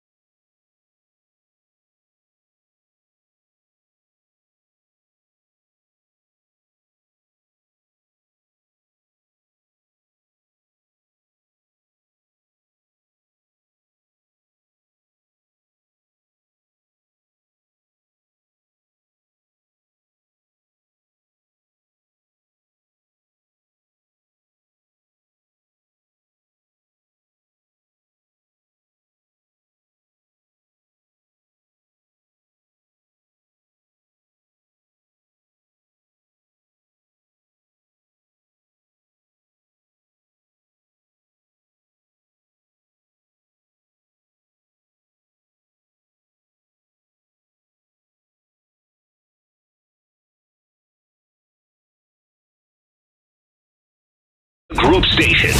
Official home of the Sixers, Flyers, Union, and the best Eagles talk in Philadelphia. 97.5 The Fanatic. Now, back to the John Kincade Show on 97.5 The Fanatic, Philadelphia. John Kincade Show on The Fanatic. We're around halfway home, and on Fridays, we get a little bit extra sunshine when Jamie Lynch rolls in the house. Not today. There's no sunshine here. I died last Friday night. I was slowly coming back to life, and then they stuck a stake through my heart last night. You have no Talk about relaxing your anus. Oh, my gosh. I'm back. But the Daily Odds Pod presented by BetParks is out. If you want to hear a grown man cry for about 20 minutes, could be cathartic for you. I don't know. That bad, huh? Yeah, I mean, that was it. That was it. Jason Tatum was dog bleep on your home court in a closeout series in the biggest game in 22 years, and that's the effort you got? That final 5 minutes made me want to puke. Pathetic. When I think it was either a long rebound or a steal that the Celtics got, and the announcers commented on it afterwards. When I saw Embiid and Harden sulk their shoulders and put their head down 6 points. Yeah, Doris Burke's like, they're not even getting back on I wanted defense. to rip my TV off the wall, throw it off the porch, and never watch Sixers basketball again. That was pathetic. Do you not? I'm pissed. Okay, I'm gonna share with you here is I guess it's Terrence. I'm sorry, Terrence, if I screwed that up. I think it's Terrence. Terrence saying to me, "What did you not know about James Harden in the playoffs?" I mean, he's been the He's reason. had 3 great games. It's the weirdest. He's had 3 of the crappiest games. I thought he was fairly good last night. I thought he got guys a lot of open shots that I've never seen so many freaking shots go in and out in my life. They could not get it. Let him continue. Let him continue to roll. What the hell was that? I thought James Harden got guys open. I thought he did an okay job last night. The Sixers couldn't get a shot to drop. They had the energy, coming out in the second quarter. 8 for 34. Yeah, it was 3. unbelievable. But, it was the final 5 minutes. I know it's not the ref's fault. They technically got that right, but that seemed to just kill any momentum the Sixers had. It was strange. I've never seen anything like that. It's not the reason they lost, but that final 7 minutes of basketball was weird as hell and mostly pathetic. Hearing Pat and Jamie this morning, their rant. I don't mean to laugh because I'm not laughing at you. No, that's what we can do. All we can do is laugh because if we don't, it's actually your anguish is actually making me have that uncomfortable. Like, when you sometimes it's like it's almost like uncomfortable. You're seeing someone in such pain or anguish that you're just like, you just start to chuckle. Yeah, it's like me. If I get scared sometimes, if I ever get really scared, I laugh. You laugh. Yeah, so like chuckling at you guys be mad. I'm trying to get it out of my system today because I know there's still a series that can be won, and I'm not going to be emotionally or mentally ready for it for like 48 hours. So I'm trying my best to get all the hate out of my system. You know what I'm noticing, though, Bob? And we miss you and love you, Jamie. You know that. Thank you, BetParks. It's BetParks.com, the official local casino partner of your Sixers. You got to be 21 in Pennsylvania or Jersey. Gambling problem, call 1-800-GAMBLER. It is, though, the idea is that I heard Pat go on a rant. I heard Jamie go on a rant. And a lot of times in sports radio, you will hear a rant after a game like that, and it will be full of cheap shots. Like, you know what I mean? Your anger takes over cheap shots. You guys just came with, like, blistering facts of what pissed you off. Yeah. And to me, I admire that so much when a impassioned sports radio anger fest turns into fact. I live this right there because I did it with Pat, too. Like, Pat rattled off, like, 4 different that pissed him off. You rattling off like 3 different facts that pissed you off. Joel Embiid took one shot. This guy's a bum. He's terrible. No, 3:56 remaining in the game. He took one final shot, and it was kind of a perimeter. Fault's that? I think part of it's James Harden, and I think majority of it's Joel Embiid's. I do too. I know he's a big man, and he doesn't bring the ball up, and he needs to be fed the ball. But I'm sorry, you're 7'2", 7'3". You can make yourself the biggest person on that court. You can get whatever spot on the floor you want, and you demand the ball, you yell for the ball, and you say, I'm the freaking MVP, and I'm going to show you why. And he didn't do that. And this morning, my first thought getting ready was, who's another MVP candidate, either historically or currently, that will go 6 minutes of a closeout game at home attempting one shot. I mean, look at your best player on the other team. He was garbage, He was 1 and he for kept 15, firing. and he kept his head up and shot and won them that game. That's it. That's the thing is, and I used that word earlier, Bob. I was watching his body language. James Harden and Joel Embiid, when things don't go well for them, their body language sucks. They slump shoulders. They whine to officials. Oh! James Harden had like 3 of them last night right in front of us, right in front of our section. Like doing this whole thing. When they go to commercial break, he's still arguing. Doc's talking to players. He's still carrying on. And then I watched Jason Tatum, 0 for 10. Jason Tatum, body language, shoulders square, still saying, I'm going to go out there and do my get. And I just felt it when he hit that first 3. I said that he's going to be hot now. Yeah, it was funny. Donna, when he hit it, she went, uh-oh. I texted my buddies. I said, that's going to get Tatum hot. Yeah. And sure enough, he went unconscious and took over a game like an MVP candidate should in a closeout game. Good point. And ours didn't. And that's a really crappy feeling to wake up with. Right? Patty? No. Okay. Trying to get it out, Bob. Pat, you and Jamie That's what we're like here for. kindred spirits here this morning. Yeah. Well, Pat saw me last Saturday. I think the show's going to be real fun tomorrow. And if you're in the area, please Well, Pat stop saw me by. die last Saturday. I was a dead man. And I tried to talk Jamie out of it, and I was kind of letting him vent.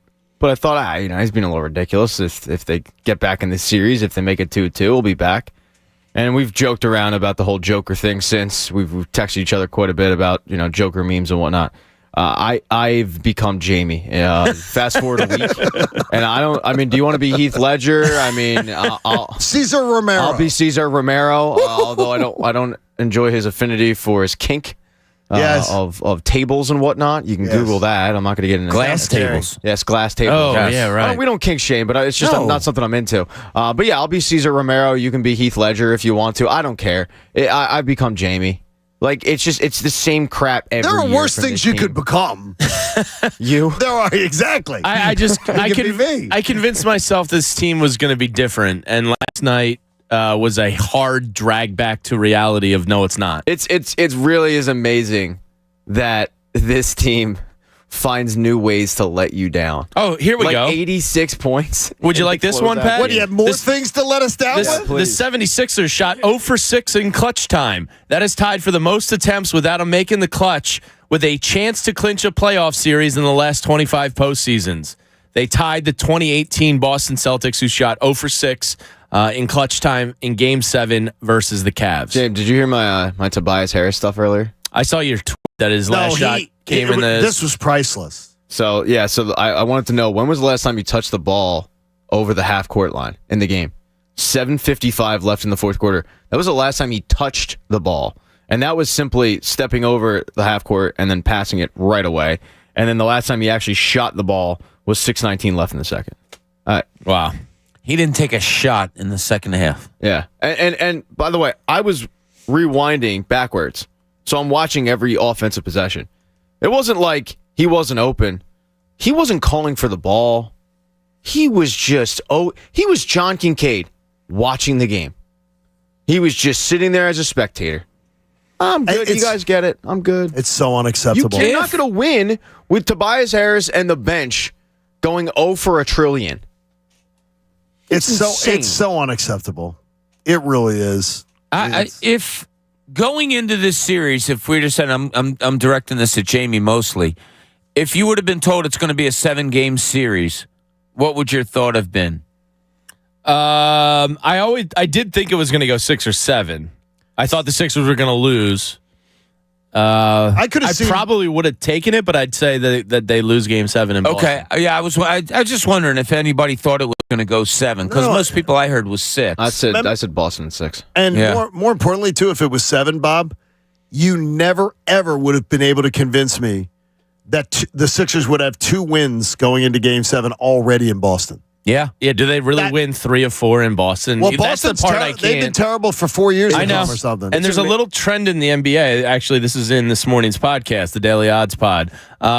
Since 2003, home teams in Game 7 were 43-21. Since 2013, they're just 21-14. But the new trend since 2018, excluding the bubble because there was no home team, the home team in Game 7s is only 4-6. Okay, that's fantastic, Jamie. See, you're coming around. Not yet. I just saw that, and I tried to provide information. You're going to be in a good mood this time I don't think tomorrow. so. Sure, tomorrow Yes. you're going to be. I feel for all the moms out there with the Sixers infringing on your day. Oh, it's terrible. Crap. It shouldn't have happened. Let's give somebody a $1,000 gift card giveaway. 97.5 The Fanatic's $1,000 gift card giveaway. It is your last chance to win a $1,000 gift card to anywhere you want. Pat, you had a suggestion? Yeah, the State Store. The State Or the Store. Roger Wilco, wherever you're located. Or the gummy store. You go down to Bong Boulevard. They just had a bourbon lottery so that you could do some damage at the State Store. Walk in there and just say, hey, do you have anything I can take where it'll make you forget about a bad basketball team Do you have any bourbon suppositories? Well, I need this quick. The key word this time is lucky. That's the word lucky. Oh, my God. Are you serious? Yes. That's the word they use today? Not feeling it. Of all days. I'm not feeling lucky. As in the Celtics got lucky to beat the Sixers. There are 3 ways to play. Enter the keyword lucky on the Fanatic app. Do it at 97.5thefanatic.com or text it to 45911. Once again, we're not feeling it this morning, but the keyword is lucky. 97.5 The Fanatic's $1,000 gift card giveaway is presented by American Standard HVAC Contractors. To find a dealer, visit AmericanStandardAir.com. One person selected at random is going to win. Get complete rules for this company-wide contest at 97.5thefanatic.com. And good luck to all of you. It's just too much. Not feeling the lucky today. A little observation here as the new guy into the show. The hell's with all the green today, Bob? Oh, wait a minute. Like, I really think about you're wearing an Irish basketball shirt. That's right, Get out of here. That's where I went to high school. Get out of here. Yeah, it's not a good look, Bobby. Wait a minute. What is he thinking? You're all Kevin McHale. I wasn't. When you lay out your clothes at about 12:30 after a loss like that last night, you're not really thinking color. You went to the green. I just went what was You just clean. watched a team that wears green. Did they wear green last night?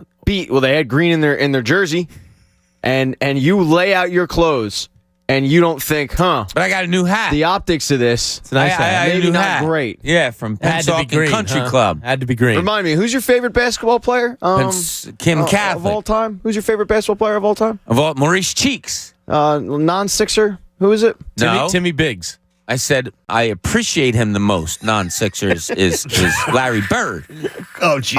I think you're a sleeper agent. Oh boy. Are you Al Horford? I think He's Al Horford. I think he's Anna Horford. No, I think you're a sleeper agent. I think you were I sent don't here think by the color I wear 98.5, today has Sports anything to Talk. do with what the Sixers did last By the way, night. it's just the fact of time and place, Bob. It's time and it's place. I'm This isn't the clueless, time. Pat. This isn't the place. by the way, We're hurting here. I got to tell you something that'll really piss you off with Al Horford. Notice Jamie's wearing black, by the way. I like that color. Two of Al Horford's male relatives sitting on the bench last night as players are shooting around pregame on their phones. What do you mean on their Sitting phones? Like, what's wrong? They were sitting on where the Celtics bench is. They're sitting on the bench like where players would sit. And they're sitting there taking personal phone calls with frickin' Horford shirts on. Okay, well, I swear to you, Pat, I've seen a million of these. I don't see this happen often. in fairness to them, their car warranty was expiring, and they had to take care of it right then. Those are and there. important calls. Okay, I didn't realize those are that. important calls. I didn't I got realize a that. bigger issue with that turtle-looking mother-father. All What's right? that? He's a grown man. He really needs a little stupid pad to sit down. Maybe he's got notice that? hemorrhoids. Like when he goes to the bench, he has this obnoxious, absolutely obnoxious pad that he has to grab from a trainer to put it on the seat and sit down. Suck it up. Does he have a tailbone injury? I don't know. But I just sat there and I said, this dude is a straight up little Like a bitch. that. I got to tell you, you guys are so right that the wrongness of last night has to do with the color of the shirt I'm wearing and the pad that he sits on. Thank you the for bench. recognizing. Thank you. And that It's his important to look inward. brothers or relatives were making phone calls It's before the Tito game. wearing a jersey. It's ridiculous. Absurd. It all ties in. Tito. Keith Godburn sends along a tweet to all of us. He said, type in lucky, and a shamrock emoji pops up. I almost threw my phone. Seriously, who came up with this? Who came up with this today? Pat? Who did this? I blame Pat. Bob. Oh, you blame Bob because Bob is the one who's wearing the Irish stuff today. He's all Irish up. Hey, Insperity. Good luck. What does Insperity do, Bob?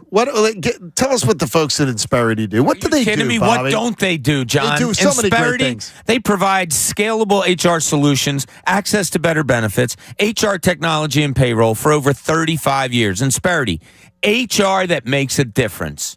Gotta love it. Great read, Bobby. Bobby's the best. Okay, I was right on that, wasn't I, Pat? Oh, that was amazing. Yeah. I am very lucky that you had the read right there. Lucky. Hey, Mike on a cell joins us on the Fanatic. Mike, can you add a little to our Joy Fest this morning? Yes. No. Thank you. Last night I watched the show. I live in Alpharetta, Georgia, John, and say hello to all my friends, Mike. Oh, hello. Yeah, you like it being back home? I love being back home. Really? You don't miss the crime? A lot of great people. No, I don't miss the crime. Well, you've got yours up there, too. Exactly. A lot of good people, though. I know. I followed you for all those years while you were with Buck down here. And Thank you, buddy. I found out you were up there, I thought, I got a call. Anyway, last night's game was sort of typical for a Philadelphia team, in my opinion. I don't follow the Sixers normally, but I thought, let me give it a shot, and I'll watch them. And I looked at Doc Rivers on the sideline, and I'm thinking, they don't even listen to him. I don't think they listen to him. I really don't. Bob, Mike, hold on a second here. So, Bob, when you see it, do you think Doc is a guy who has them by the lapels? Like what Mike's seeing, is that in any way potentially could be based on reality? What head coach has professional, grown men players by the lapels? It's a work environment. It's not a boss and employees. As much as people might want to make a head coach that in the NBA, it's just not. It's a gathering of how do we do this best, and his is the final word. I don't know. I didn't see it, Mike. You might have seen something last night I didn't see. I don't blame Doc for last night, Mike, at all. Yeah, but it's funny, Mike. They were in the huddle the other night, and while Doc was talking, Harden and Maxey had a conversation, and my wife said it too. She's like, they're not even listening to Doc, and I'm like, all right, it's a work environment. They're figuring out their work on their own, and that's probably what a coach wants them to do anyway. Good job, Mike. Yep, I guess, but just looking at their faces when he's talking, it's like they're zoned out, or they don't care. They were glazed over last night a little bit, Mike, and I appreciate your call. Thanks for checking in, buddy.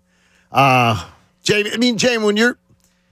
I don't put any of this on Doc, really. No, and but that's going to be the talking point because of another a chance to close out a series that Doc doesn't do it. I feel like he's had a pretty good series. I think he has too. I mean, the Danwell House move last series, and then last night going to Niang again to stretch out Robert Williams and kind of open things up a little bit. Keep him on the bench.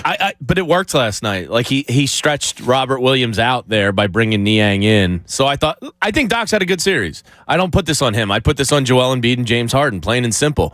It comes down to your stars. It always does. The Suns last night with Durant and Booker couldn't get it done. They're toast. It comes down to your two stars. And hopefully sometimes you get contributions from your third and fourth. Maxey, I think, tried.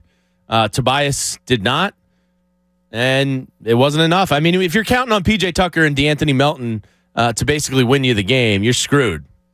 Right, and that's a problem. Look at it this way. If you would have said before last night's game that Doc Rivers is going to get his team offensively a bunch of wide open shots. 34 Oh, they were open. And defensively, you're going to hold the Celtics to 96 points? I don't think we have any problem at all. No, we won. We won that right? game. Yeah. No, and Harden and Embiid were good until the final 7 minutes there. I didn't think Harden was good. I thought he got guys open all night. Well, I think he did have opportunities. That part of his game, he was a hesitant shooter. He turns into Robert Covington around the rim for some reason. I don't get it anymore. He's clearly thinking he's going to get foul calls. He's not. Tobias is that too anymore, going to the rim. He missed 3 layups last night.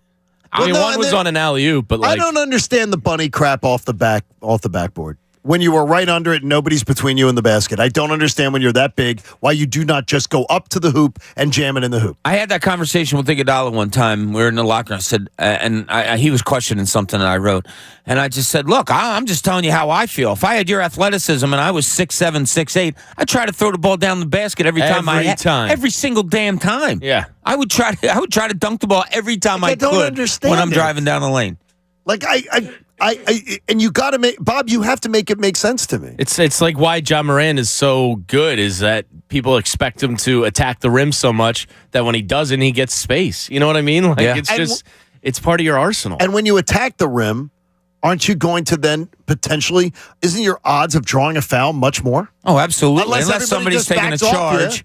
Yeah, right. and Marcus Smart is very good at taking charges, and he did it again last night. I hate him. Yeah, I'd love him if he was a Sixer, but I hate him. Yes. So he'll be on the Sixers next year because that's what they need. He's become. They needed PJ Tucker. He makes the ugliest shots too. He's become the Trae Young play with no honor to me.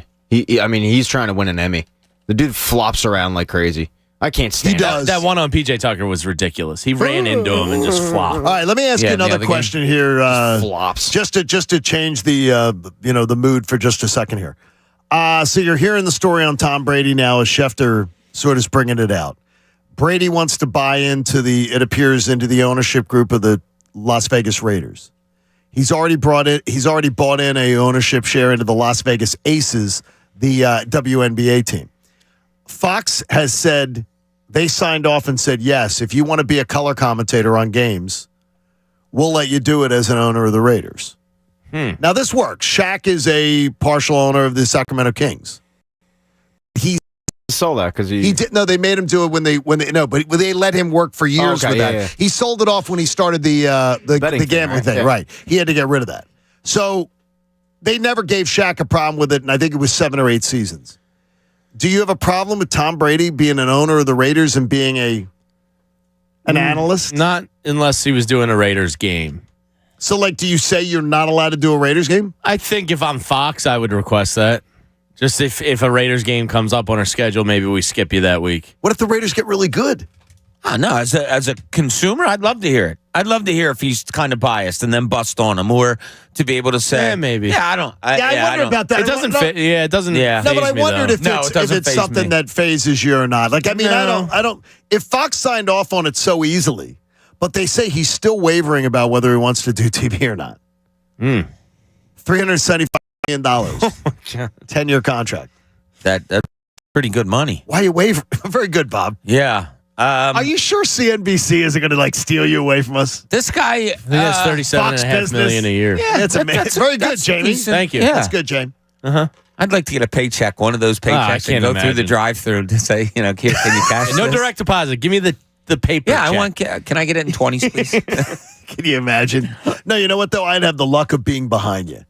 I tried to get TJ McConnell to do it one time. Because I said to him, I just want you to take one of your paychecks and go through the drive-thru and let me go with you so I can do a little story on it or something like that. That would be a funny story. He's like, I don't want to embarrass anybody like that. And, I was like, you're such a... Would he have to give you the amount of money that paycheck was? I didn't ask him what it was, but I guess it's documented, right? Sure. You could almost figure it out. Sort of like Pat's. It's a little more than Pat's. Just slightly.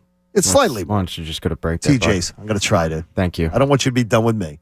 Hey, 610-632-0975. Jamie's with us. We're going to have some fun on a Friday. We're trying to let you vent. Join in the conversation. John Kincade.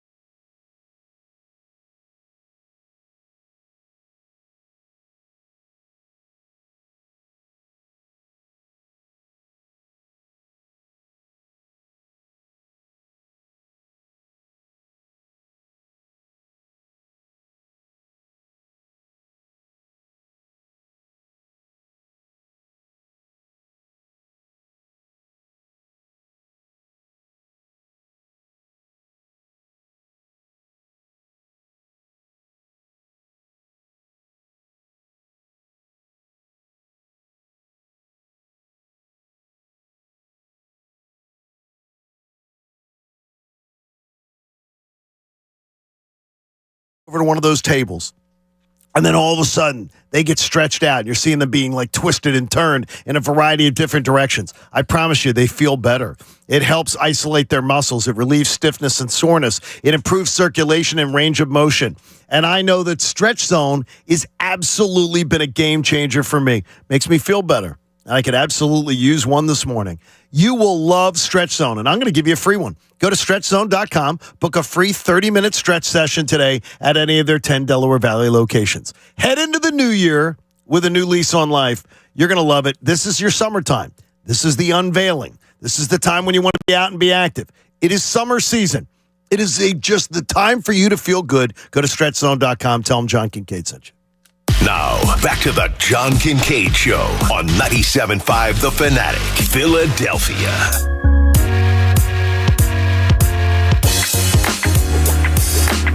It's John Kincade Show on 97.5 The Fanatic. Appreciate you being there. Tell your family, tell your friends. How many times have you been on a cruise? Any one of you guys? Once. Zero. Zero for you? Never? No desire. We did Alaska and the Interstate. It was awesome. Do the cruises have saltwater pools or freshwater pools? Well, Jamie, do they? Do you know on cruise ships? Do you? I would imagine fresh. I would imagine fresh also. I don't know. But the pools don't look clean. I don't remember going into how many. I was looking at cruises some have you video. been No, on? I was looking at some videos of just. We did Alaska, so it wasn't like Okay, a you weren't like out there to tropical do that. type of thing. Yeah, I don't know. I would imagine fresh though. One of our friends that works here, Paul Blake, is on a cruise. Is on a cruise going from Italy to Greece. Oh, that's good. That sounds absolutely wonderful. Condolences to Paul as he's leaving on the passing of his brother. Like, you're going on a trip and his brother brutal. passes away. So condolences to Paul and his family. Yeah. Hey, listen to Jamie's Daily Odds Pod. I'm going to convince them, Jamie, that it's a really good thing. Pat says it's a great dog walking app. It's quick. The podcast to listen to. It is lighthearted, and you crack yourself up, by the way. I've noticed that. See, there you go. Right there. You crack yourself up on your own podcast. Yeah, sometimes. Which Sometimes I find I'm my own interesting. biggest fan. Pat was thinking that we need to get you like a step-by-step or a Family Matters laugh track. I can do that. We could do that for one episode. Sure. Of the Daily Odds Pod, where you could just you could be Mr. Winslow, right? Yeah. Just got to put a little, a little budget. Bump the budget up a little bit. By the way, I'm going to call Matt Cullen right now and I'm getting you that in the budget. Yeah, live Little laugh studio track. offense Yeah, to laugh at me. What was Winslow? What was his name? Carl Winslow. Carl Winslow. Yeah. By the way, that ad campaign with him, Progressive. pretty good, the TV Progressive has the fantastic ad campaigns. Yeah, they do. They really do. That is a funny thing. I want to get to something here though that maybe changes the mood a little bit. Please. So, Bobby. Yes, sir. We talked about, I said it yesterday. What would be your confidence in the Sixers winning a Game 7 if they lost a Game 6? I thoroughly said yesterday, just to have a conversation about it. I did not expect we would be having this conversation today. I'm floored. I honestly, I was convinced they were winning last night. So, where do you think people are at today? And where do you think people should be? People not good today. Today, not good at all. I mean, if we took a poll, maybe we already did, I don't know. But if we took a poll today, I'd be shocked if it was anything less than like 80% people aren't confident. Completely agree. 80-20. Yeah. Doesn't that suck though? It does suck, but it's the immediacy after last night's game that why you feel like this. Now, you have today, you get to listen to Jamie and Pat tomorrow. You get to take it all in. You've won 2 games in Boston, all of those things. Come Sunday, you're going to be feeling, whether you want to or not, you're going to be feeling a lot better about their chances. Right now, not good. I'll bet you if it's 80-20 today, like Jamie said, it'll be 50-50 on Sunday. I know that I'm going to convince, let's put it this way. I'm going to convince myself to have optimism, but I'm not going to be optimistic. I'm not going to be won over to saying, yep, they're winning this game by tip-off going, yep, they're winning it. I have confidence because they've done nothing to garner that from me, James. Yeah, they don't. I don't think they deserve it. My cousin Tim's, he's been like the biggest wet blanket in my daily conversation about this team, and he just kept saying, "I'm not going to buy this team until they prove me wrong." And unfortunately, it looks like he keeps coming up right. Because I kept being like, no, dude, since mid-December, this is the best team in the NBA. They've been healthy. They, the MVP finally. Things are different. Ben Simmons isn't here. Yada, yada, yada. And last night I just was like, yeah, they're the same old Sixers. That was the overwhelming feeling that kind of just washed over me last night. All right, if you say same old Sixers, Pat, what is it? What is same old Sixers? Because a lot of faces have changed. The team that just lets me down. No, but I mean, there has to be some. It all looks at Joel Embiid. I mean, that's what you're getting at. I'm asking if it is because I think Joel's had a pretty good series. I don't think he's had a great series. Like, I look at what Jokic is doing in the playoffs, and then I look at what Joel's doing. He scored or assisted on the first 26 points the Nuggets had last night. Is that right? I believe that's the stat. Wow. I think it's a record, right? I believe you, Jamie. You don't have to look it up. 30, he's averaging 31, 14, and 10 in the playoffs. I mean, Joel Embiid's the constant throughout all this. So right or wrong, look, his Sixers legacy is on the line Sunday. I mean, this is where I wanted to get to. If you want to boil it down to that, and you have confidence in him, which most of the time I do. Right now, I'm an emotional shell of myself, so I'm not there yet. But it's all going to come down to Sunday. I mean, his legacy in a Sixers uniform hangs in the balances on what Sunday is. It's that simple. Wow, I didn't think of it. It's a huge game. Is that too extreme, do you think, Bob? I think it does. I think it hangs in the balance here. It's not bad. I mean, he's always going to be a great player, but is he that great player that could get over the hump? Yeah. And Sunday could define it. Like, because I'm worried about what happens if they don't. Well, you know what's going to happen. With him and with the others. The building's being burned down. There's no way you could trot back out this same crew and say, oh, no, next year's going to be different. No, but because it's not going to be different. You could keep Joel and Tyrese and just blow everything else up. Yeah, but what does that make you, a 5 seed? Oh, it depends what you get in return. I don't know. Maybe if you dumb it down a little bit, that's what's better for Joel Embiid and this team. You hear me? Like, we're on the 18 prominent players now, and I've given you guys the list before, and we've gone over it and all through it and everything like that. You've been trying to surround him with stars all the time. Well, it's what the Sixers did with Allen Iverson by bringing in Larry Hughes, by bringing in Jerry Stackhouse, and all the guys, Derek Coleman, and all the guys that you brought in. The big dog. And when did they have their most success with Allen Iverson? When they surrounded him with a team that played defense and let him go crazy on offense. I'm not saying it's the remedy to cure this Sixers team with Joel Embiid, but maybe is it? I mean, you got to try something different. Well, I mean, there's going to be something drastic's happening. They lose on Sunday, there's a drastic difference. Yeah, the Monday morning conversation is going to be very interesting. Because I really believe it defines who he is as a Sixer. Yeah, it was funny because John and I talked about this before, that if they lose in the second round, does Doc go, this, that, and the other? And I said, I think everybody will think about that. Doc, Harden, all that. But I think if they lose in the second round, all of a sudden, no, all eyes turn and go right to Embiid. Well, because you said that before this playoffs. Yeah, absolutely. And you know what's the worst part of all this? That he's, and I'm just guessing, but I like to, it's human nature. If he watches Jimmy Butler get to an Eastern Conference final again, and he goes, oh, wait, that's income free down there? That's my best friend in the league? Trade me? I mean, it's entered my thought. You can't get anything from them that's worth it. No, but you can do 3-team trades and you can figure something out. But I just worry. That scares you, though. But if he's the constant of all of this and it can never get past this point, what does he start to think? And that's my biggest concern at the end of the day. I hope he starts to think, Pat, that he sort of made his bed. He's had a lot to do with it. I just part of it, yes. I hate bringing it up, but it is a fact. He's rarely healthy, and that's gotta drive him nuts. Last night when he went down and he had a really nasty block, but they pointed out that he was slow to get back. I was like, oh crap, here we go. And like it sucks because I'm as tired of hearing it as hearing about the fact they haven't gotten the second round in 22 years. But facts are facts. Once in my life, Pat. Once in our lifetime. It's once. Now, that's really dumb. And that's not even an NBA Finals. That's an Eastern Conference Finals. Yeah. Now look. I mean, the whole injury thing. I rarely think about his injury that he's dealing with in the game. I'll probably think about it maybe twice, and it's usually after like pretty bad falls or awkward falls or whatever. But I don't know what he's going through in terms of physical pain or whatnot. Or what he's always going through, though, right? It's that, and then combined with he's facing a guy that has kind of kept him in, and I use this in quotation, like check, and Al Horford. Nobody can guard Joel Embiid, but the guy who can probably guard him the best is Al Horford. So he played like he knows how to guard him.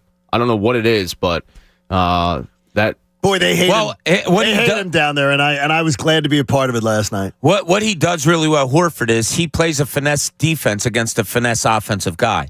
Meaning, like, he doesn't try to belly up. He doesn't do that. What he does is he waits for Embiid to collect his dribble and bring the ball up to a shooting position and strips him an awful lot. Or when Embiid's dribbling the ball, he sees how high it has to go from the floor up to his hand, and he'll get a hand in there. He plays a great finesse defense when Embiid is playing a finesse offense. What has to happen, and John, you alluded to it a little bit earlier, I think, is that Embiid has to go power against Horford more. I think you do. Yeah.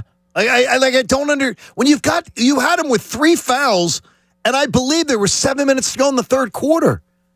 The one thing I know is if you took a possession and you take it right to him at the rack, go to the rack, take it to him, you're going to get a foul call a majority of the time, better than 50%. He's going to get a 4th foul. His ass will be on the bench. Yeah, and it changes the defensive attack of the Celtics, and they didn't do it. And they didn't do it to the same degree against Jaylen Brown. To get him out of the game. When he picked up his third, I literally tweeted, I was like, next possession, attack Brown. Just go at him and try and draw a foul because then he's out of the game for the next 8 to 9 minutes. And they don't do it. And that just goes to basketball IQ. I don't think that's something that Doc should have to tell the guys. Like, that should just be instinctual of knowing the game and the circumstances and going, oh, Horford and Brown each have 3 fouls early here in the third quarter. Let's attack their ass and get them on the bench. And they don't do it, and I don't understand for such great basketball players why that basketball IQ gene seems to skip them. And all you have to do is look down the other bench, that when you put George Niang in the game, Boston automatically goes right after him offensively. Yeah. So you see the other team doing it too. Why aren't you doing it to somebody that's in foul trouble, a prominent player in foul trouble? Pat, what do you think of this Sixers bench? Because so much was talked about the Sixers and their bench and that this bench is going to make a difference. Do you think this bench has made a difference? They've already got 3 wins in the second round. Yeah, they do. And then, look, they have 3 wins and we're 24 hours removed away from feeling good and thinking that they were going to move on. So I don't want to ignore the fact that, their bench is improved, and it's one of the reasons why Jamie has said repeatedly that, look, they're a different team. And they are. But when you factor in that last night they went, the bench total had 11 points, not good enough.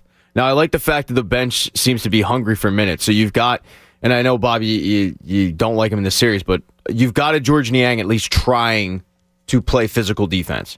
Yeah, he did. He had effort last night. I'll give you that, Pat. You've You're got right. Daniel House trying to play physical defense, and Jalen McDaniels has seemed to be out of the rotation. That was a guy they were relying on. D'Anthony Melton, for I don't know what's going on offensively with him, but he plays relentless defense. And now got a situation of like Boston has a bench and they have 7 guys that they seem to rotate. They only had 2 subs last night. Yeah, 7 guys. They only play 7 guys. So those 2 guys off the bench, they know that no matter what, they're fine. Like, what are you putting Grant Williams in? I mean, they're good. They're getting their run. The Sixers, I will give them credit where Doc now has a situation if he can play so many of these guys where if they're not playing well, he no longer has to go, all right, I got to ride it out. Like, he has options, and he has sat some of these guys. They talked about in the broadcast. When P.J. Tucker was refusing to shoot, Doc decided, I'll sit you on the bench because I finally have other options that I can put in there and have a little faith in. So, not the best time to have this take that the bench is improved, and I like it, but, they have to play better offensively, but it does...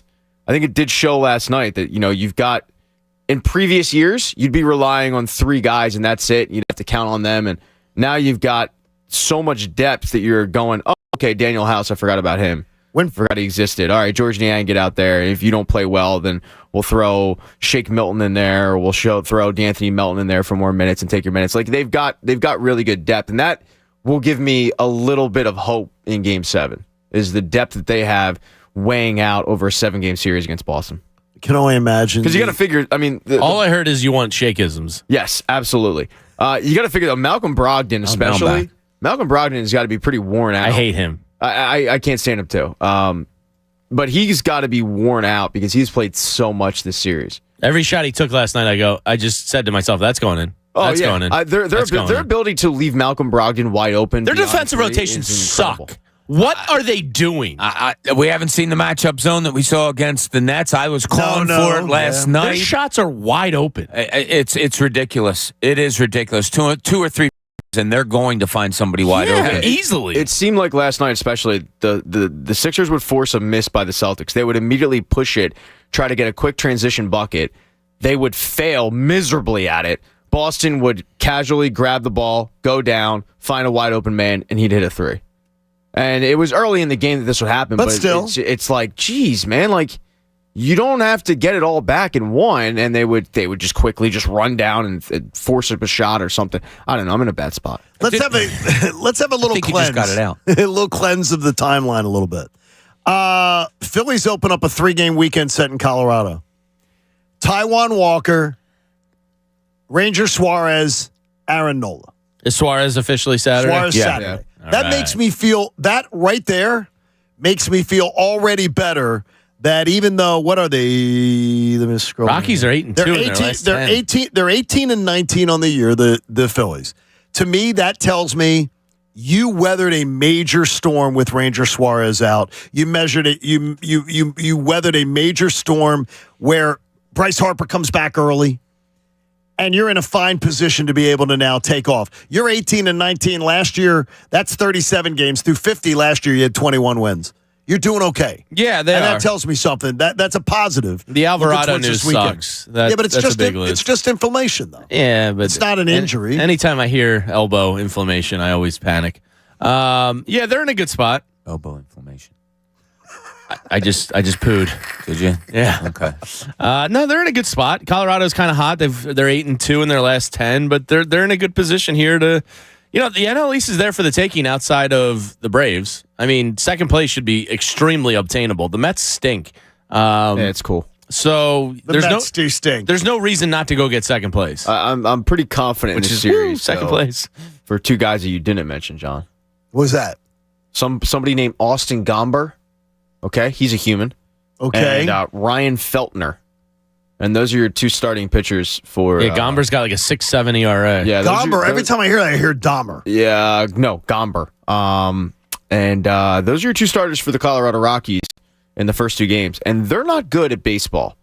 Kyle Freeland goes in the third game, and he's pretty good. But other than that, that's why I'm pretty confident they'll be able to take this series, because the Rockies aren't exactly throwing out their, the aces. They're throwing out Drek. It just seems Gomber. It seems easy.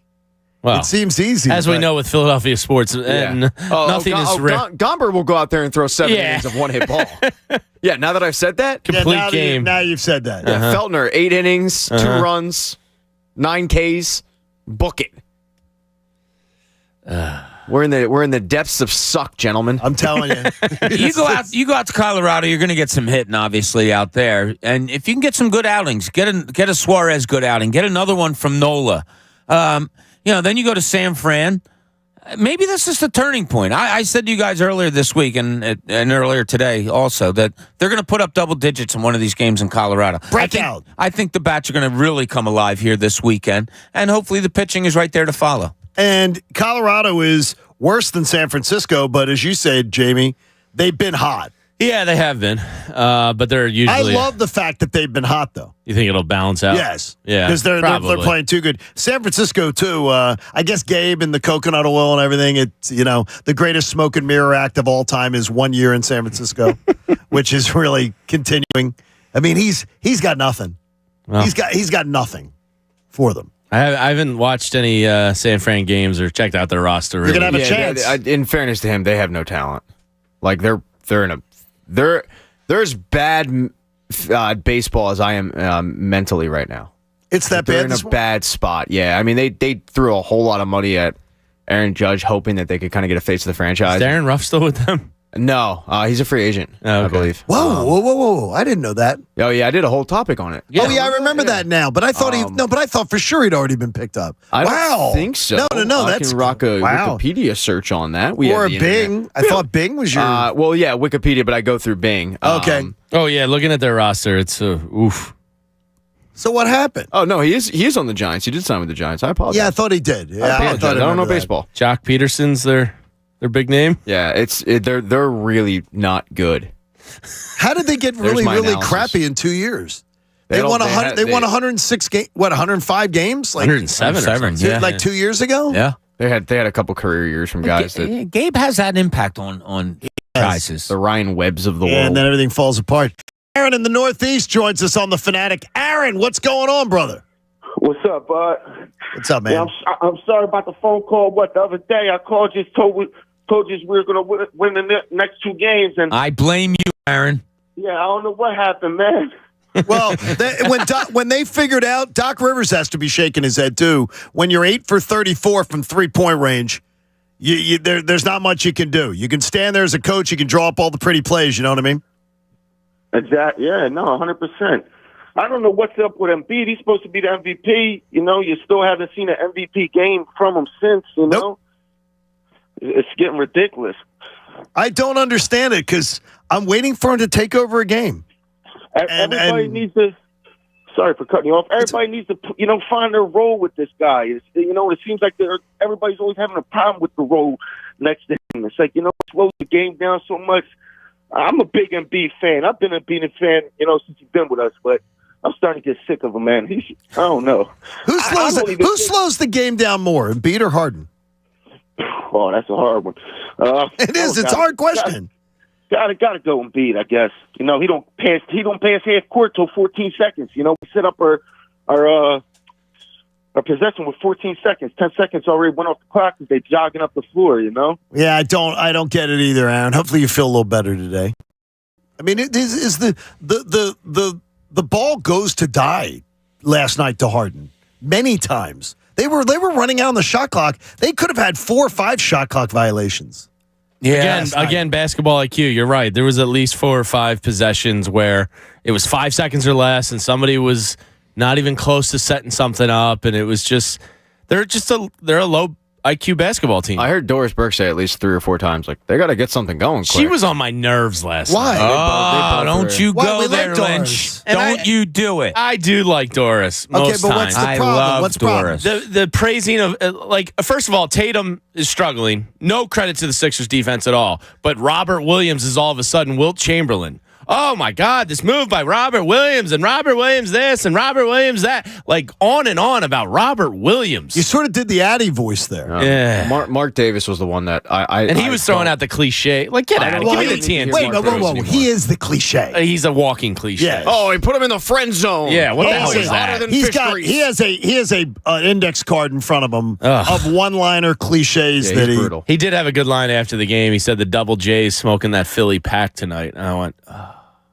that's stupid. That hurts. No, that's dumb. We don't need that. It hurt because they lost. I just didn't need it. James, and you might remember the exact line, but he talked about Jason Tatum's bravery because he continued to shoot. That's incredible. I gotta go I back. can't wait to hear this because this is crazy. It was really frustrating to hear them act like Jason Tatum was Willis Reed. Well, humbly, he's one of the best players in the world, Pat. Yeah. You let that guy say that on your home court. Like, that made my blood boil. What about humbly? I'm one of the greatest on the world. Well, wait a He's minute. not wrong. Shut the hell up. Why did you allow him to have an interview on your court in Game 6 of a closeout? You allowed that to happen. Pathetic. Hey, Pat, please play James Harden's voice saying the words that I know already set Jamie off today.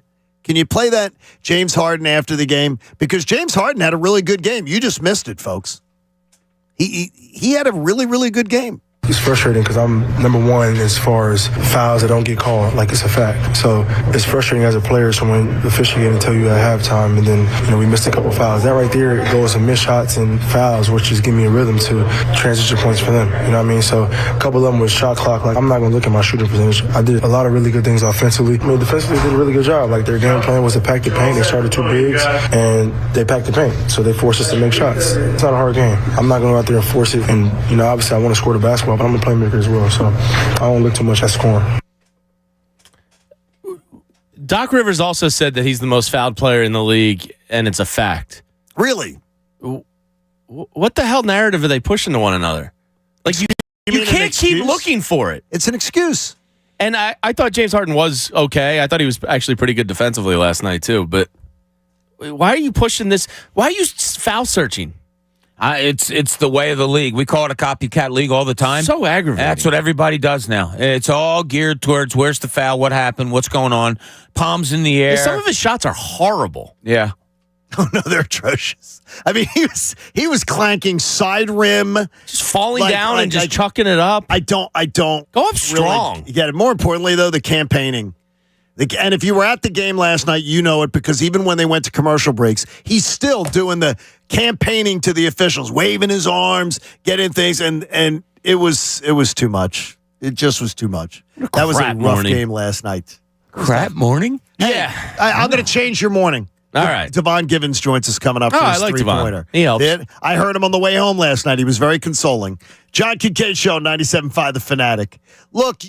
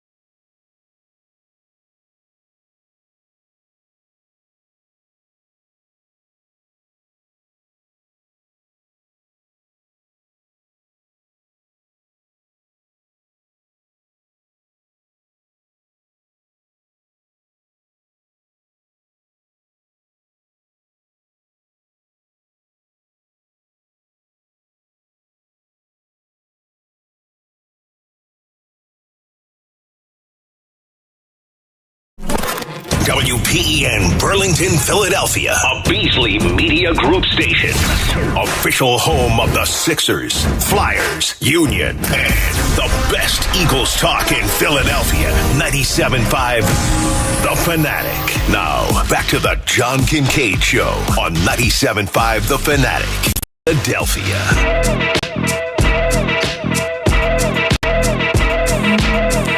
Staples stores are providing you innovative products and services for small business, remote workers and learners, even teachers and parents. You can explore more at your local Staples store. Getting ready to talk to Devon Givens. I heard Devon last night. Was he pissed off? No, incredibly measured as always, but incredibly insightful. Olivia, even on the drive home on 95, there's some construction on 95, and we're listening to Devon, and she says, he's very calm, but he doesn't sound happy. So let's find out what Devon's feeling this morning. We go to the Comcast Business Hotline, because every day in business is a big day, and Comcast Business gets you ready for what's next. So good to see you last night down at the arena, Devon. And Whoa. What? We have rules Oh, here. I forgot. Come on. Sorry about that. He's like me. This is the three-pointer with Devon Givens on 97.5 The Fanatic of 76ers basketball. Great. Yeah, that I can go. Great seeing Devon last night. We had a chance to see him before the game. And on the way home, Devon Liv was saying, he sounds so calm, but he doesn't seem happy. So, well, again, just in general, before you get to your three-pointer, how you feeling this morning? Yeah, great observation by Liv. Because I wasn't overreacting or reacting, I'll say, the way that I did after Game 3, where I was livid because of how James Harden played or didn't play in that game, and that was a winnable game also. But yeah, it was tough. For me, there was no need to get all up in arms the way that I did then, because it was very disappointing with how you knew that it would be a close game. This was the 10th matchup between these two teams all season long, between the regular season and the playoffs. Not a lot of surprises. You just have to go basketball and execute. With the number of things that went wrong for the Sixers, but Boston still allowed you to really be there and win that game, it was disappointing. It really was, especially in the big spot that it was. Well, put up your first shot. Let's see how this conversation goes. Yeah, so my first one was to actually, give credit to, we talk a lot, again, not a lot that can surprise anyone, but a move that Joe Mazzulla made to take Derek White out of the starting lineup and go with Robert Williams. I give him credit for this mere fact that it changed how things got started. 15-3 open for the Celtics as they jumped on the Sixers. And it was smart. He was leaving PJ Tucker to beat them early and take all those shots that he did. He did take them, and it did seem like they were going to fall. Of course, they weren't sometimes as bad as it seems when he does take those corner threes, but I thought it was a good move from Joe Mazzulla, because all he did was make sure that the others didn't really get the good looks. Going to live with PJ Tucker taking those shots, and it didn't work. And Doc Rivers did the right thing later on, where he took PJ Tucker out of the game because he had about 5 3-pointers, and he missed 4 of them at that time, and bringing in George Niang. And I know how Bob feels about George Niang, but I would think Bob also would agree in that moment that it was a good move to make them respect that corner or whoever was out there to take that shot. So they got outscored 6-0 while he was in there in the minute and 40 seconds. Yeah, I know. I'm kidding you, buddy.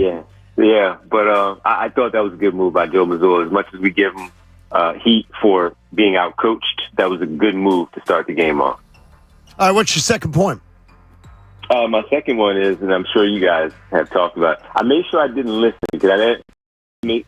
Yeah. We love it when you don't listen to the show. All you'd hear is me crying, Devon. Yes. Don't worry about it. And Pat had some epic rants this morning you missed. Well, I'm sure you guys brought it up, but I'll just say this part. I'll just go to the third and fourth quarter, play a full 12 in the second quarter, to play 11 minutes and some change in the fourth quarter, and to not take a shot. He had 6 shots in the first quarter. He was 1 for 6. He took 1 more in the second quarter, but none in the fourth, in 23 minutes and some change. I don't know what Tobias Harris is doing out there. I just don't. You just needed 12 points from him, 14 points from him. He missed layups. He looked like he wasn't aggressive going into their body, and they knew it. And that again, it cannot happen in the game with the magnitude of what it was. That cannot happen, but it did. And he was just out there, just out there. And I didn't get it. And I understand that the ball has to go to Joel Embiid because that's number one. There's no democracy. It goes to Joel Embiid first. And then Maxey is being aggressive and he's looking for a shot. Harden wasn't so thrilled with him either. But the fact that Tobias Harris played 41-plus minutes, 23 minutes and some change in the entire second half and did not take a shot, guys, Devon, you said it right there. The ball's got to go to Joel Embiid. He's the number one option. Why was there only one shot attempt by him in the final, basically 6.5 minutes of the game? Because they panicked and got tight, and even if they overplayed him, Jay, and tried to throw off some of the passing lanes and things like that, they got tight. Even not only with the shots, they got tight with the passing, and that's just where it was for me. I just thought they got tight and they got away from things and they start pressing. And when you start pressing and you get tight, of course it affects you in terms of your shot selection and things like that, but it also affects you in running an actual play, overthinking stuff. And that's what I thought they did. And they really shot themselves in the foot with that one. So, yeah. Who's that on? Is that on Joel for not making himself more, I don't know, feedable, or is that on James Harden and the point guard there for failing to get him the ball? Yeah, I blamed it on the players, and I blamed it on the player and James Harden because a couple of those times he started losing the ball. He was trying to make moves, but he was losing the ball. He got lucky that he got bailed out on that foul call on Al Horford that was eventually overturned because it was a busted play again. And I saw multiple busted plays down the stretch where they did not get good looks. They got those good looks when they were making their run and they came back and took the lead. And then they were just, those two guys were just throwing punches at each other. The teams were throwing punches at each other. I blamed it on James Harden. I thought him be, and he has blame in this too.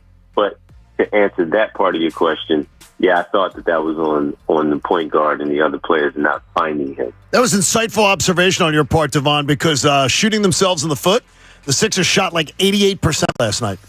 I mean, that's their best shooting last night. That was terrible. That was. What's your final one for the day? Not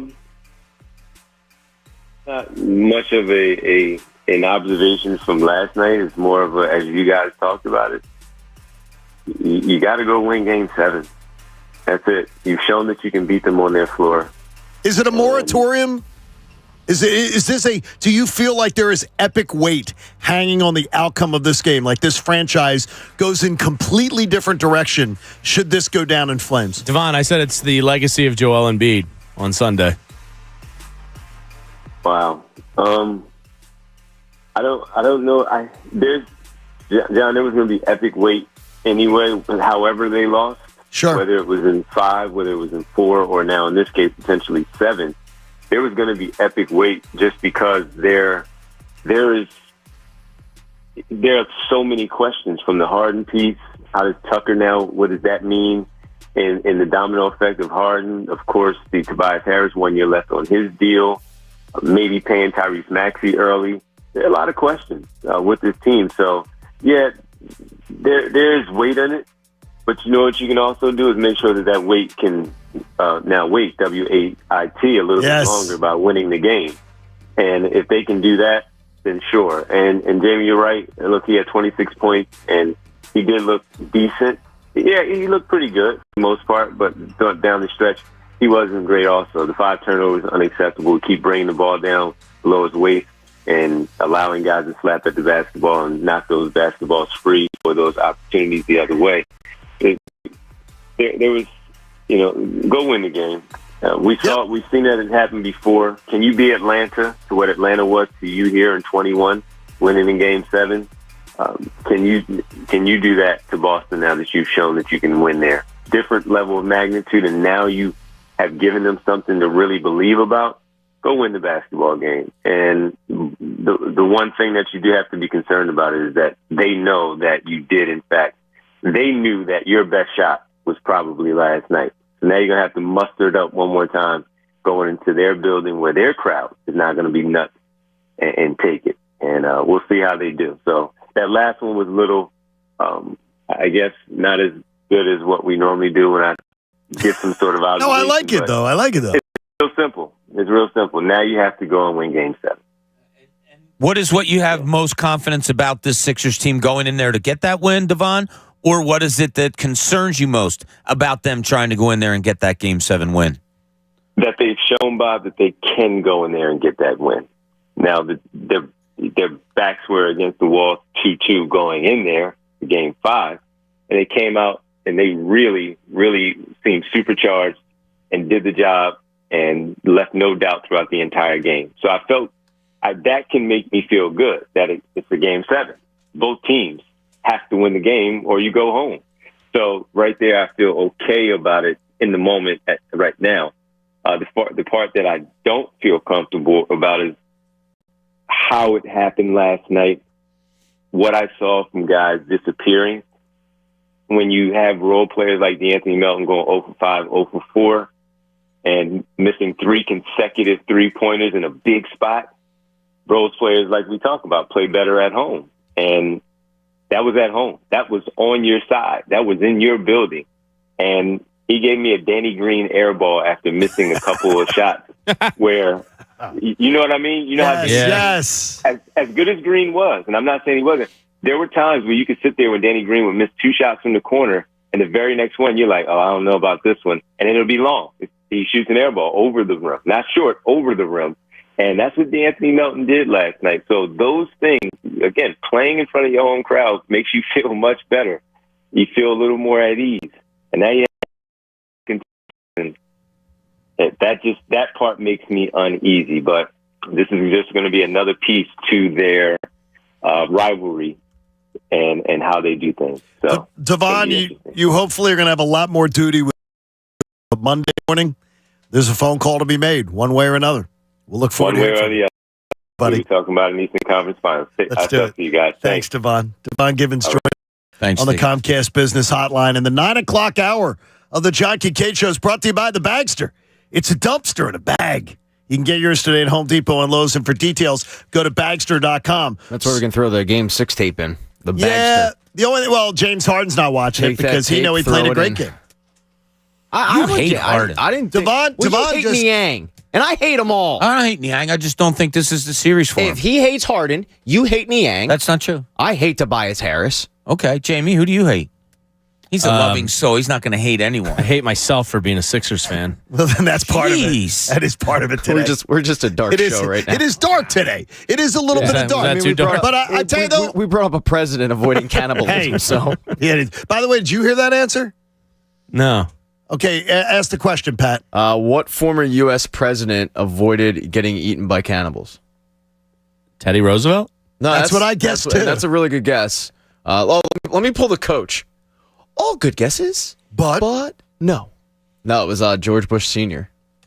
Where? Wait till you hear this story. So he was Tennessee. He was the hills of Tennessee. Yeah, right. No, he was a fighter pilot in World War II, and he got his whole squadron was bombing an area, and they all got shot down. He ejected out early. The other people ended up landing and becoming POWs. Now, when he jumped out, he ended up landing in the ocean and getting rescued by the Americans. His people in the squadron who ended up becoming POWs, they ended up getting in this camp with this general that was psychotic and thought that to be a true warrior, you had to eat your enemies. And they all got eaten. Jamie's I think there was maybe one or two people that survived, but it was rough. So George Bush ended up surviving. Is there a wing sauce, Jamie, with that? Like a special PJ's wing sauce? I mean, that Nashville hot honey or whatever it was that could make anything taste good. Bacon. Bob's bacon wrapped GIs. Bob, he came up with that one. Yeah, that is good. I'm not going to. Nope. It's the final stretch of the morning, presented by Stretch Zone. If you want to relieve sore muscles, increase your flexibility and range of motion, book a free 30-minute stretch session today. I'll pay for it. at StretchZone.com. You think of the weight, and maybe I'm being too dramatic, and I got Tommy here telling me, John, you're being way too melodramatic, acting like this is going to be a monumental change to the franchise if this team loses a Game 7. Oh, I think it absolutely can be. I think this team could look. I think Doc's gone. Tobias is gone. Harden's gone. And then, we'll take it from there. I had it earlier in the show, but I said this was such a pivotal Game 7 because of that fact. You either continue on the road to a championship, or if you lose, legitimately, as Jamie said, everybody other than maybe Embiid, and to Jamie will point out that maybe Embiid requests a trade, but everybody would likely probably be gone. Not Maxey, though, right? No, not Maxey, but like Daryl Morey, like as we talked about yesterday, might just go, you know what, I tried. I'm done. James Doc Harden Rivers would could do that also. Yeah, Doc Rivers might get fired. James Harden might leave. This is a franchise-altering game that we're talking about. That's incredible. Because Doc Rivers might do it on his own. You really do? He might. Yeah, he might. He could, yeah. Brian in the Lehigh Valley joins us. Brian, good morning. Welcome to the Fanatic. Thank you for holding. Hey, guys. That's all right. Just another Groundhog Day at the Wells Fargo Center. I mean, Flyers hired another former guy, and the Sixers are just, hitting a wall in the second round. But, yeah, I agree. Like I remember 11 years ago, to dovetail off your point, is that, they had Evan Turner, Drew Holiday, Iguodala, and they lost to Boston in Game 7, and that was franchise-altering because they had a ragtag group, but, they had to blow it up. And it's like they got a new car 10 years ago with the process, and, this brand shiny new car over the years has had maintenance and flat tires and all these new parts, and it's like at this point after Game 7, if they lose, it's like we need to get rid of the car. It's like and start over. Just get rid of the term. You don't have to mention the process anymore. Yeah, you don't have to mention it. It didn't work. It's because this is going to be a major. This is going to be a major offseason of upheaval. And Bob, if you were to look at, they lose a Game 7, someone you guarantee wouldn't be here. Who would it be? If they lose a Game 7, I'll have to go with Tobias Harris. Won't be here. Guarantee that he won't be there. Yeah, Jamie, you have another one? You have another guarantee? Bob took Tobias. Doc Rivers. Wow. I don't know about that. He can't survive another blown 3-2 series lead. You just can't. I mean, if you look at the NBA champs, 3 of the last 4 NBA champ head coaches are gone. Why does Doc Rivers deserve more than that? The only guy left is Steve Kerr. Okay, would you be doing it because you're trying to get Mike Budenholzer or Nick Nurse in here? Udoka, did he go to Houston? He went to Houston. Yeah. You have 2 people on the bench right now that are former coaches. You have a third that people think will be a head coach. Burke, Yeager, and Cassell. Yeah, you got. I'm not hiring Burke after anything after watching the defensive rotations this series. That's are you kidding me? Good point, and that's why you should listen tomorrow when Jamie Lynch graces the airwaves and the local area of Malvern.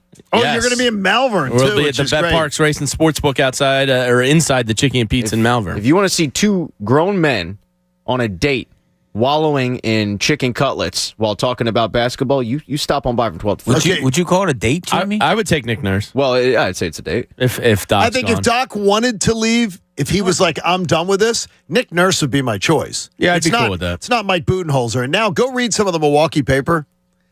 There are not a lot of people crying in the hallways of the Milwaukee Bucks, and he won a title 2 years ago. Yeah, and now Giannis is doing the disrespected thing. Okay, dude, you choked in the first round. What's going on with that? NBA, it's the NBA is soap opera for men. Yeah, Bobby, and women that like basketball. By the way, Devontae Smith, you saw upset with the fans last night. He's a Celtics fan, right? Yes. Yeah. And he was getting harassed by Eagles fans. Well, and he sends out a little message to the Eagles fans, and he goes, "It's all good, fam, but don't think I'm ever going to forget how you treated me after Game 1 on this app." Relax. Who was the bell ringer last night? Questlove. Questlove was there. So would you consider what you and Pat do tomorrow a date? Pat called it a date. I mean, we are having lunch.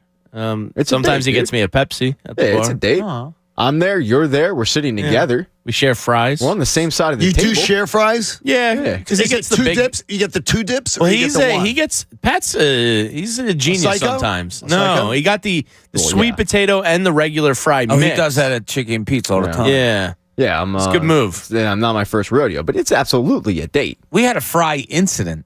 recently. Whoa, I'm sorry, what? In-house incident, and I'm not going to name names. At the Coonies or somewhere? No. Or here? This was two people involved here, where one guy had a plate of fries, and another guy reached over and helped himself. Oh, I did hear about And this. the guys whose fries they were was a little upset. Wait a minute, he shouldn't be touching fries. I think it's kind of a violation no, you do on the not dude. touch fries. Like if Jamie had a plate of fries and I was sitting next to him, I might say, "Can I try a fry?" And then That's if he says, "Yeah, different. go ahead." Well, this guy just willy-nilly on his own. Boom, bang, reach for a fry. Here's the difference. Like if you had reached for a fry on Jamie's plate, you'd lose a finger. I think it's okay because you and Jamie are close. You've worked together for years. You know each other really well. You've swapped spit. Yeah, I mean, you've made out with each other. It's whatever.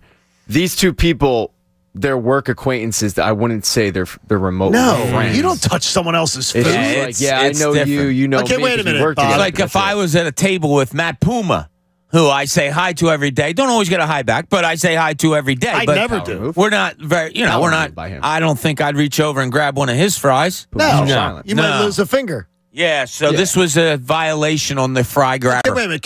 Do we have any parents? The listeners won't care who it is. They won't. Yes, know. they would. They'd No, love they to hear. won't. No, if this is what They don't Hunter, know one of the guys. Yeah, this is what Hunter Brody did to Jen Scordo, I'm pissed. No. If this is what Tunis it was did to guy on Anthony, guy violation. You continue to go. It's no. It was man on man. Yeah, and, one of the guys. It's not on Lobster Tube, by the way. You can search, but you won't find it. One of the guys is part of our show, and he can't speak for himself right now. If you know what I'm saying. Oh, so okay. So he was the one that was violated. Coach should not be a distraction. Yeah, really. So Coach got violated. He got. Would you say cucked, Jamie? And in typical Coach fashion, instead of confronting the problem right there, he ran to other people and told all them. That's Coach. Yeah, that's Coach. That's Coach. Yeah, but he is the king of passive aggressive. When you get fry cucked like that, it's tough. It's tough. I don't think Jamie would have sat on his hands. I think Jamie would have said something right there and then. Yeah, probably if I was hungry. I think you'd go, yo, yo, yo. I'm going to sympathy eat all day today. You're just going to get after it today? Yeah.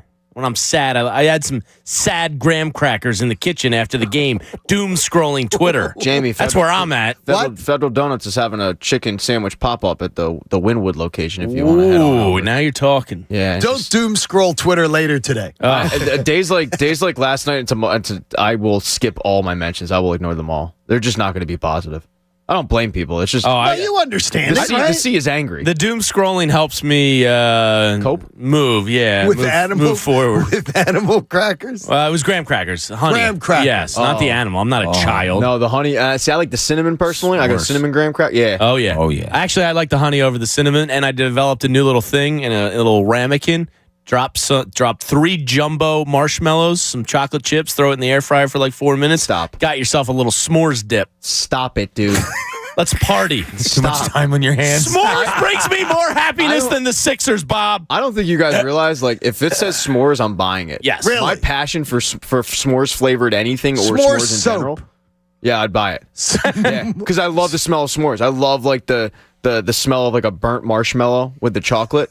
Yeah. Pat. I'm very passionate. Pat, you don't have to justify it. I am It's very obvious. passionate. It's our in the world of happy s'mores. place. Yeah. I might bring Jamie a s'more tomorrow. I just might. You might. It's It's not going to be hot, You have to come and find out, but I might. You might or you might not. I might bring a little fondue set and we can just make s'mores at the table together. That would be romantic. I don't know if Now the you're chickens and pizza teasing would us. like that. But What do they call that where you cook at the table? Fondue, right? Melting pot. Melting pot. Yeah, the melting You're pot. going to go on Yeah. and you have that. Jamie's like going to be like making s'mores tomorrow. Yeah, they used to have one on Chestnut Hill. I don't know if unbelievable. they're still around. It's just I think they are, but it's like limited. By the way, People got Chief sick of making their own food. Chief Dan saying he will not be in attendance tomorrow to see you, Pat.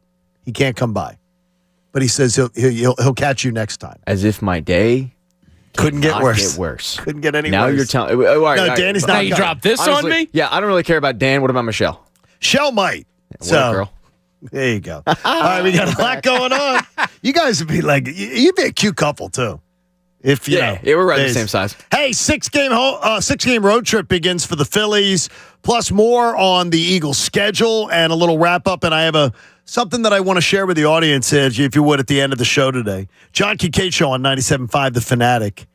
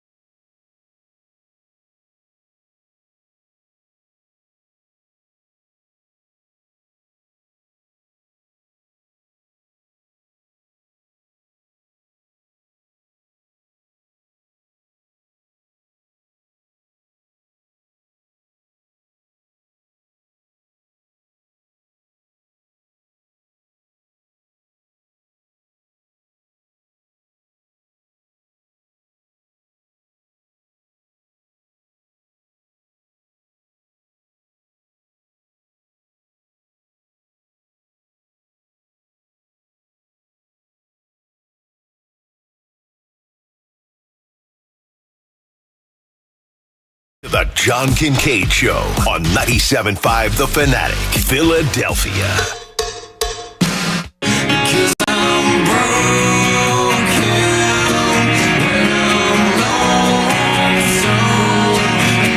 Feeling a little broken on Friday, are you, Pat?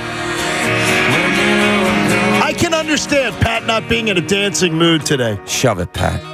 I look forward to our time together on Friday so much, and you just took it right away from me. I didn't take it from me. You took it. I'll tell you who took it from you. Tobias Harris took it from you. D'Anthony Melton took it from you. No. The entire Sixers. They don't bump and grind me on Fridays. You do, and you're not doing it today. They took it from you. Because I'm broken. I'm a broken human being right now. You're feeling it. You're feeling broken. I want to tell the entire Sixers to shove it. I was talking with Matt Cord, and he was like, they can win Game 7. And I go, yeah, that would actually be like as low and dead as I am inside and as dark as my soul is right now. That would make a lot of sense that they go out and win Game 7. Because nothing about this team makes sense. The series hasn't made much sense, right? No. Sorry, John. It just seems like this has been a series that you can't. I've been saying it all the time. I just can't put my hands around it. I don't know what it is. You had Jason Tatum, their best player, at 1 for 15 for 10 at one point. Both teams, both fan bases hate their teams, and nobody really seems to, I don't know, live up to the opportunity to seize the series. Yeah. The Forever Young Anti-Aging Clinic in Center City, the number 4, helps you shed some weight. Semaglutide has been FDA approved for weight loss, and Forever Young patients are getting tremendous results. Check out Forever Young Anti-Aging Clinic in Center City.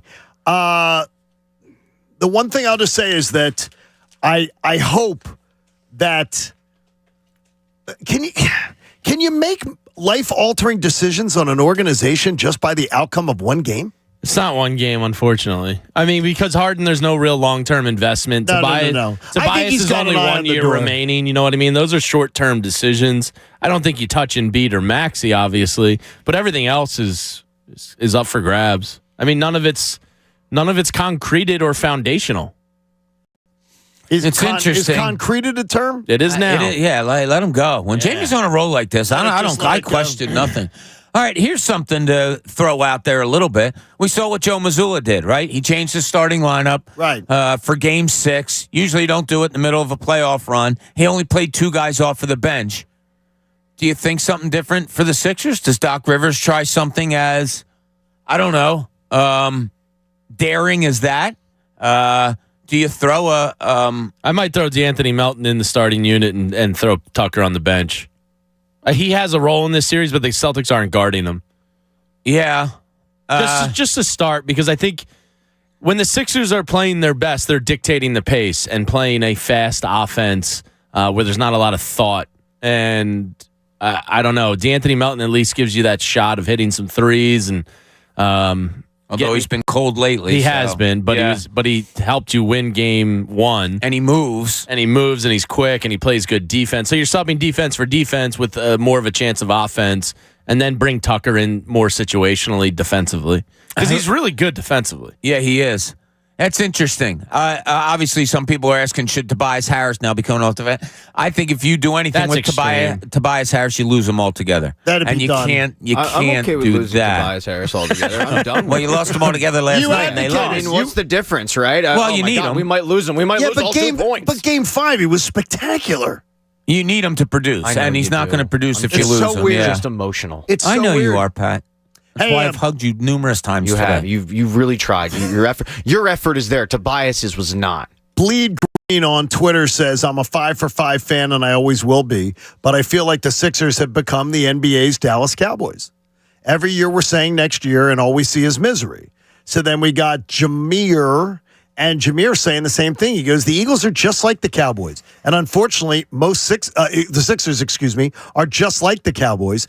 And unfortunately, most of their fan base is just as excuse-making as the Cowboy fan base. I haven't heard a lot of excuses except for the players weren't good enough. I don't think that's an excuse. I think that's just the reality. I mean, the final 6 minutes of the game, I thought it was a pretty admirable comeback by them to be down as much as they were and kind of. I couldn't believe they took the lead. Take control. That could have gotten out of hand. And then the final 6-7 minutes, I'm just sitting there with my jaw in my lap, going, "What am I watching? Why does everyone look scared of the moment?"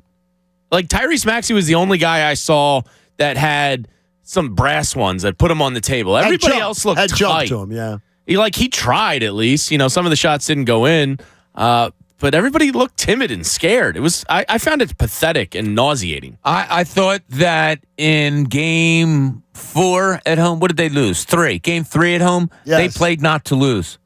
Yeah. And I saw that last night in the fourth quarter, and it resulted in, what they score, 11 or 13 in the fourth quarter? Timid is the best word you can use for that fourth quarter performance last night. It sucked. Yeah, it wasn't even like it was. And that's why I came out today, John, and said they had something that they could go out and grab, and they didn't even try to grab it. And I think that most recent bias that I said that was because of that fourth quarter performance. Let's find out what Mark Davis had to say on the broadcast last night. Now, Pat, I did not get to hear this since we were in the stands, but it sounds like I was maybe rewarded. Yeah, this just annoyed the hell out of me. So here's Mark Davis. Now consider the temerity, the effrontery, the brazen courage of Jason Tatum, ice cold all night, and then back-to-back threes. Celtics up by 4. Since when do you have to have brass balls to shoot a basketball? It's the brazen courage, Bob. I think he included some stuff that you just put in like a protein shake. He sounds like he made up some Jamie words. Yeah, he really did. Like what? The what? Brazen, bravery. I mean, give me a freaking Yeah, the Celtics. I mean, the refs and the announcers are. They might as well be Celtics employees. Oh my God, ridiculous. The league loves the Boston Celtics. It's nauseating. I said this after the Sixers won a game, too. The officiating in this series has been dog crap. They have brazen courage. Just let them play or don't. Call it evenly both ways. Some of these calls are atrocious. They didn't call a lot last night. No, not last night. Wait a minute. Whoa. You're not in any way blaming the officials. No, I just think it's been a bad series for the officials. Well, I think the fact that... I said this after Sixers wins. Okay, now, by the way, they're doing something this morning on Get Up or whatever. None of their panel had ever seen a game where the officials stopped play minutes later. I've never seen that. And went back and corrected it. They've never seen it, and they have NBA players in their panel. Yeah, and they've never seen that done. The closest I've seen anything is just changing the score, where a guy... They'll give him 3, but his toe was on the line, and then as the game's going on, they'll a stopping in play will come, and they'll say that 3 was like that goaltend last night. Like, what the hell was that? Not even close. They showed that on the replay board 5 times. Eddie Malloy was feeling his stomach flip because everybody was literally at ref, you suck. Yeah. Ref, you suck. And that whole officiating crew, and they're looking up. By the way, they're looking up and they see it. They see how terrible that was. That was atrocious. And the other one... We were at the other end of the floor and saw that. We were literally behind the other basket, and the officials, 2 of them, are right there to see it, and they didn't see that. And the other one where it went off Robert Williams after another Joel block, the NBA needs to change that rule. You should not lose your challenge for winning the challenge. Yeah, I completely That's agree so with you. stupid. It doesn't make any sense. It was right in front of your face. You missed the call. So now we lose the challenge because we were right in challenging it? Ridiculous. That rule needs to change. I mean, just atrocious. You're borderline violent today. I'm not well, Bob. You're not. Yeah. You're feeling it. I mean, you're feeling it. Yeah, this is because it's not just one game. It felt like a decade just collapsed on me last night. Like all the investment you've made into seeing this plan through. Yes. So, because I thought they were different. It's on me. So I know you Bob guys, told you they were different, and I believed it too. I know you guys don't watch the sport, but so MMA, they kick really hard, and sometimes it's shin to shin. Is that their slogan? Yeah, we kick really hard. Kick really hard. Now, if I were to kick any of you guys shin to shin, I'm probably breaking something, right? But but they train themselves to kill all the nerves in their legs, so they're able to just whale those things like weapons, right? Bob, being a media member, basically did that. He killed all the nerves of being a fan. So you're looking at me and Jamie, and while you understand it, you don't have the same anger that we do because you were a media member for years and you were trained not to be a fan. Yeah, we're not well, Bob. We're in a dark spot right now. My man's wearing black. Again, the reason I gave you multiple hugs today, because I feel your pain. Like, I don't. That was a loss where I go, why do I do this to myself? Why am I a sports fan? Why don't like me and Jamie are ready to tomorrow once again to talk about our hobbies we're going to pick up after we quit sports. Well, because if they win that Game 7, it's that 145-yard out shot you just stuck within 3 feet of the pin, and you go, it brought you back. That's why I come back. Jamie, I don't understand that analogy. I don't do golf. Yeah. But I'm ready to do nothing. I'm ready to not do sports. That's why I'm back, baby. But you got to win it. Or I three-putted 3 consecutive greens, and then your next drive is just beautifully laced right down the center of the fairway. Every year with them. It is. And the thing is, though, here's what I got to say to you all, though, and I'm not trying to throw a rock. Throw a rock. Go ahead. I don't care. Okay, I'm going to say it. Yeah, you can stone me. This is I've been saying this forever. Like this franchise, this is. But I fully believe if they win Sunday, they're winning the title. I do too. So that's what. No, I do too. That's but the what. Thing is, it's not over yet. But the frustrations we have with this team, this is who they are. Give me 4 hours. I'll be convinced they're winning Sunday. They are who we thought they are. I think this is their title game on Sunday. I think it's going to be whoever wins is winning the championship. Organizational changing, win or loss. I think so. I don't think that's being dramatic. Well, okay. Okay. Well, let's think about it the other way. Let's be positive. Sixers win their series against Boston on Sunday. We celebrate on Mother's Day. We celebrate our moms, and we celebrate a Sixers victory.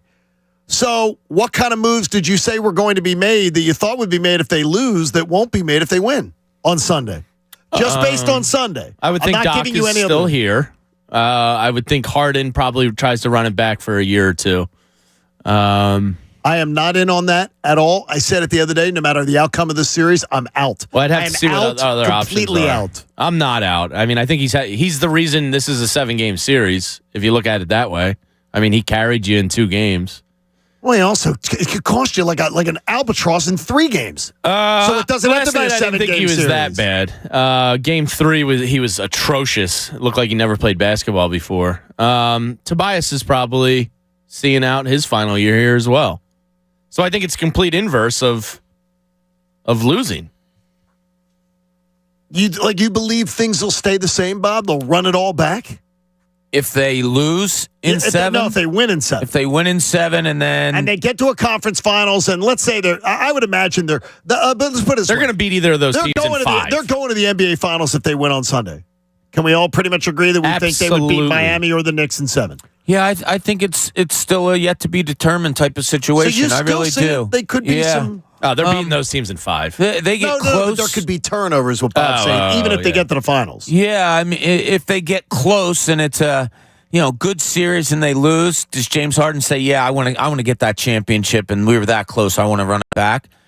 Perhaps. I think they're frustrated probably with Tobias Harris. I don't think that's coming back. Like a blow up. A blow up might happen naturally. They could win a championship. What would be a natural blow up after a parade? So there's been a parade. We've celebrated. You've gotten your dream. We've gotten to see it, Pat. You've seen that parade. Chunas has seen that parade. Jamie, you've been waiting for it.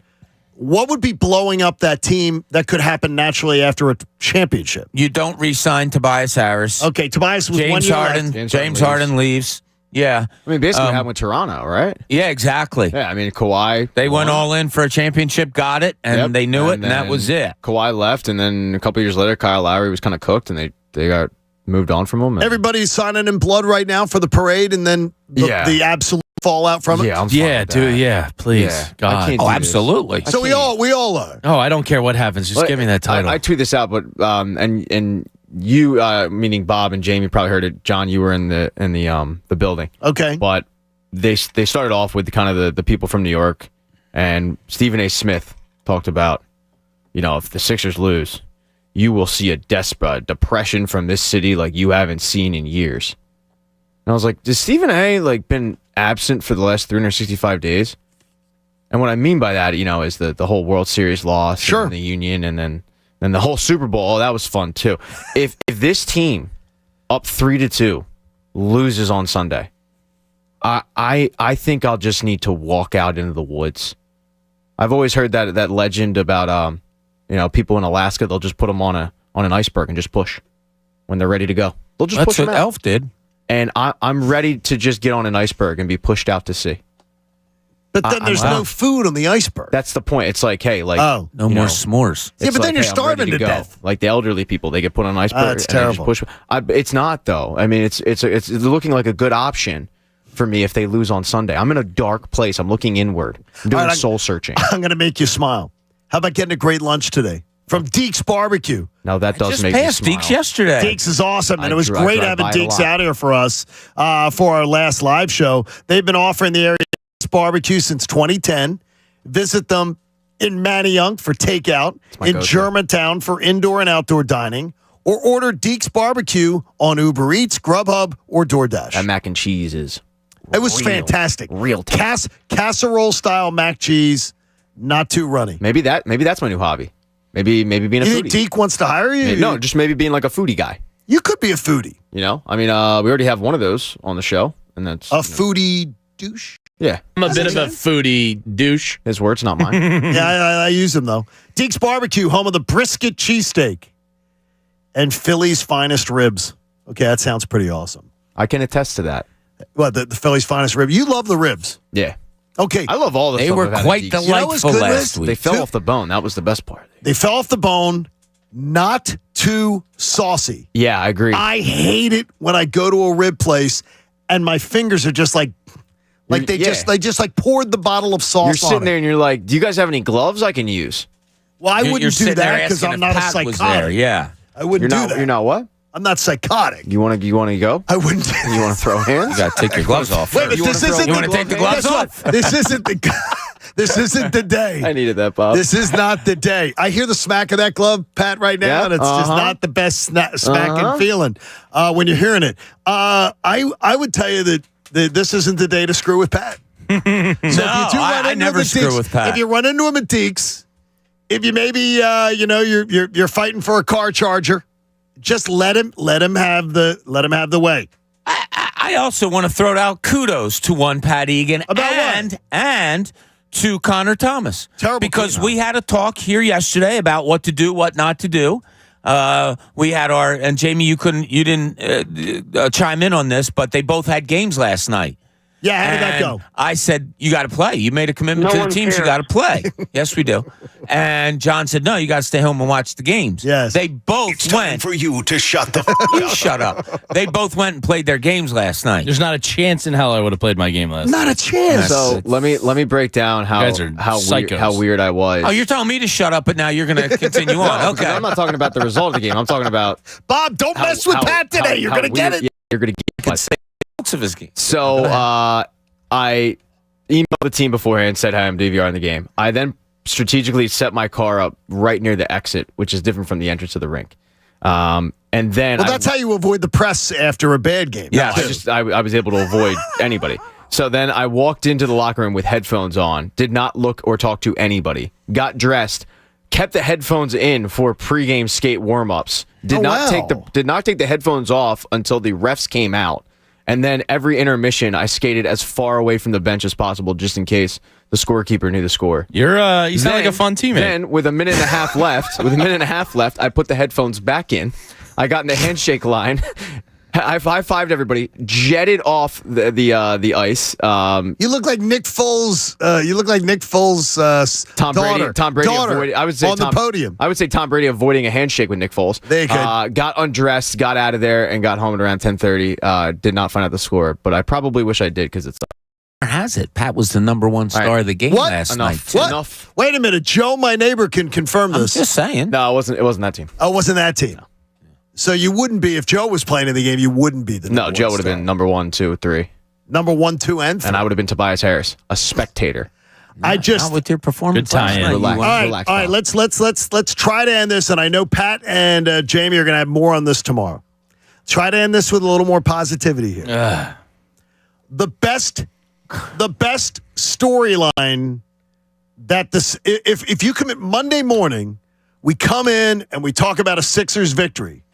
Why are we talking about a Sixers victory? What is the script in your head, Bob? When you're sitting there like an hour before game time on Sunday, what is the script for the positive Monday morning show? I'll give you the headline, and then I'll give you the insight. The headline, Embiid dominates as Sixers rid Boston in 7. I think it's a game. They'll probably go big lineup again and try to force the Sixers for outside shooting. I think Embiid goes inside and gets that 45-50 if they're going to win. I think 45-50 in a Game 7 would be wild. Yeah, like something like that. Okay, you got to go to him. They're giving us outside shots. We're not making them. You got to go to him first and then get even more outside shots. So, yeah, that's what I think. I think somebody has to dominate. I don't think it's going to be Harden again. I think this time it's Embiid. Jamie, what's the storyline if Monday morning it's a positive story? They probably need Harden and Embiid to have 30-plus because I haven't seen enough from anybody else. So your headline, and you can visualize all this happening. There's like 5% of optimism left in my tank. Really? Yeah, if they're going to get it done, I think you need both those guys to have stellar games. And James Harden, it's impossible to predict him this series because the highs have been high and the lows have been low. I mean, he's had 3. Devon and I both were very down on last night's game here in Devon's three-pointer. You weren't. You were more on the fence. Well, I blame him in that the final 6 minutes of the game, he has to, as the point guard of the team, get the ball in the MVP hands. Like, that's your number one mission. And if that's not working, then you have to score. And I thought he did a bad job at both of those. But I thought up until 6 minutes in the game, he was good. Just those final 6 minutes, I think he was trash. Pat, the headline for Monday morning's positive show when you start the show. They hit their open shots. I don't see their game plan really changing much. I think that they will still try to drive, penetrate, and then kick out. I think the difference if they win, though, is that they'll actually hit open shots. Plenty of wide open shots they just were not nailing. So they hit 3 of those threes, right? I mean, last night, 3. I mean, they were 8 for 34. Yeah. It's mind-boggling. It's uncharacteristic, they too. were as bad as Boston was in Game 5. They just couldn't hit water if they fell off a boat. It was insane. And every time you'd be like, oh, this is wide open, you're good. And then clank. So if they hit open threes, they're fine. What if Tobias makes you fall back? Well, you never were in love with Tobias. No, I didn't dislike Tobias. No, but you were never in love with Tobias. I was a Tobias defender for a while. Oh, you were? Yeah, okay. For a while. Okay. But I think there was that seed of not, I won't want to say resentment, but there was a seed of doubt. And it's slowly grown as the series gone on. Like, I bought into the media, he's just playing his role and he's the ultimate teammate, blah, blah. But yesterday completely broke me on Tobias Harris. Like, the dude just did not even remotely try to get involved offensively. And this isn't about the paycheck, as I said. It's about you have a guy playing 40 minutes who goes 1 for 7 and doesn't take a shot for the second half. That's inexcusable. You know what I think the headline would be is, for me personally, too, I would really like to see it is Doc gets the monkey off his back. Yeah, that'd be cool. He finally delivers on after struggling a lot to close out series, and it almost happened again. This is his 19th Game 7 as a head coach. What is his record in Game 7s? Do you know? I know he has 4 more losses than anybody else. Wow. That means he's gotten to a lot of games. That's what I say, too. Yeah. Right, I mean. Yeah. I'm going to make you guys positive before Okay, give us one. Give us one. Give us a thought. Wow. Need a positive thought. I thought you had something, Bob. Oh, I thought you had one. Now I you was got a just buster basically one. saying, generally, I'm going to make you guys happy before Sunday. Okay, I didn't know I had to do it here. Oh, no, well, you got let's time. See. I got this. What do you got? I got you covered. Why are you scrambling? Find something. D'Anthony Melton finds Game 1 groove. Helps Sixers to oust Celtics. They need that person not in the Big Four to have that 15-point game. Yeah, you're right. You're absolutely right. No, you're right. Big Four. Financially, there's a big 3, and then there's Tyrese Maxey. Okay, so really, there's just a big 3. Jay Greco says he's 6-9 in Game 7. 15? He's had 15 Game 7s? I had 19th time, but maybe I thought I had a couple of people on here 6-9 in Game. His last one coming against the Spurs in 2015. Jamie doesn't know basketball. No, Jamie, you may be just doesn't know how to add. No, I think he may be Trae Young here. What do you mean? Jamie may be broadcasting without honor today. Wow. Maybe that could be it. I mean, it's just I look at it this way. Wow. The horrible. Nobody went into the last Game 7 thinking the Sixers were going to lose. especially Pat when he made that video for the city of Atlanta. All right, relax. There are a lot of people, I think people are not thinking the Sixers are going to win a Game 7. It just goes to show you. You had the number, Jamie. Last 10 Game 7s, the road team is 6-4. Yeah. I mean, that's something. And we saw it where nobody expected to beat the Philadelphia 76ers on Father's Day. Still can't believe that was real. I don't believe it's real either. Like, it was, it's one of those things. So maybe this is the different script.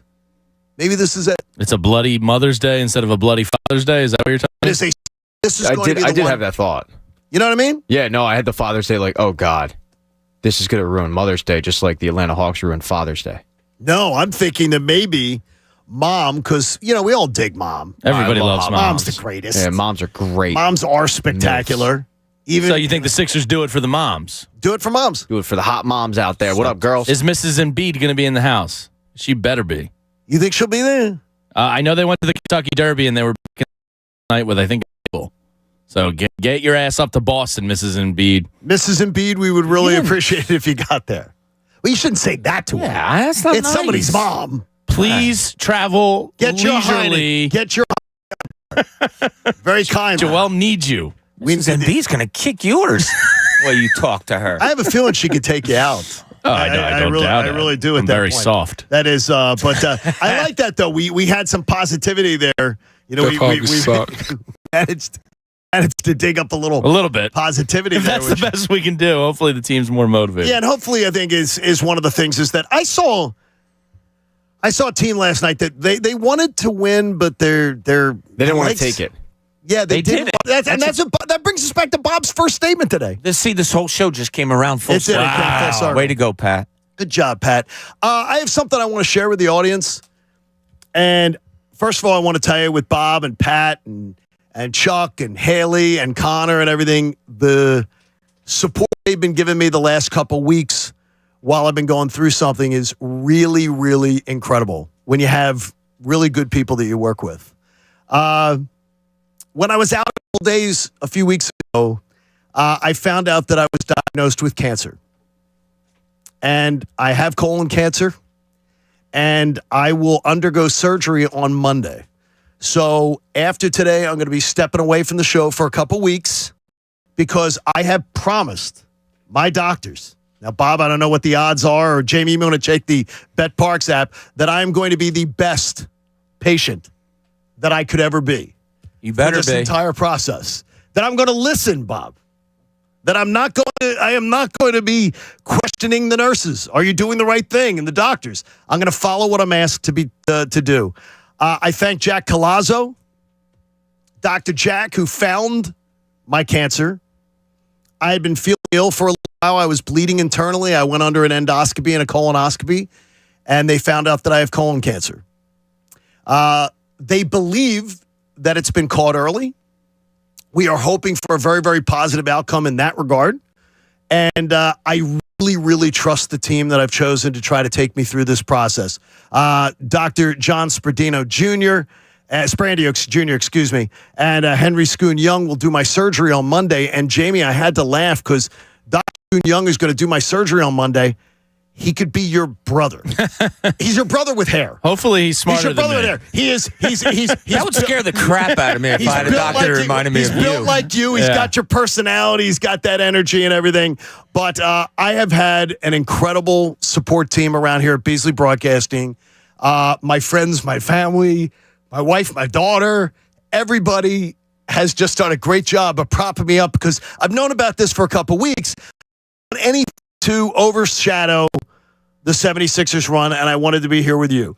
I am very optimistic as a person. I'm very optimistic of my care and my chances, and I wish that any positive energy that you can throw in my direction in the next few weeks, I would absolutely take it, but especially Monday morning. Dr. Schoon Young can't be up late Sunday night. Let's hope for that the Lakers take care of business, so it's a 3:30 game. So I don't want him up late, drowning his sorrows watching the Sixers lose. Now, John, you're going to kick this thing's ass. You've done it twice before. What's a third time? Yeah, cancer's about to be over 3, bud. Does the Bet Parks app have a line on this? Yeah, you're minus 1,000 to kick this thing's ass. That's good. But we got you. I love guys. And I love all my friends and family who've been supporting me, and this is going to be a positive outcome. I hope to return in a couple weeks, and this is going to be a positive story. I promise you. I'm not going to let anything else happen.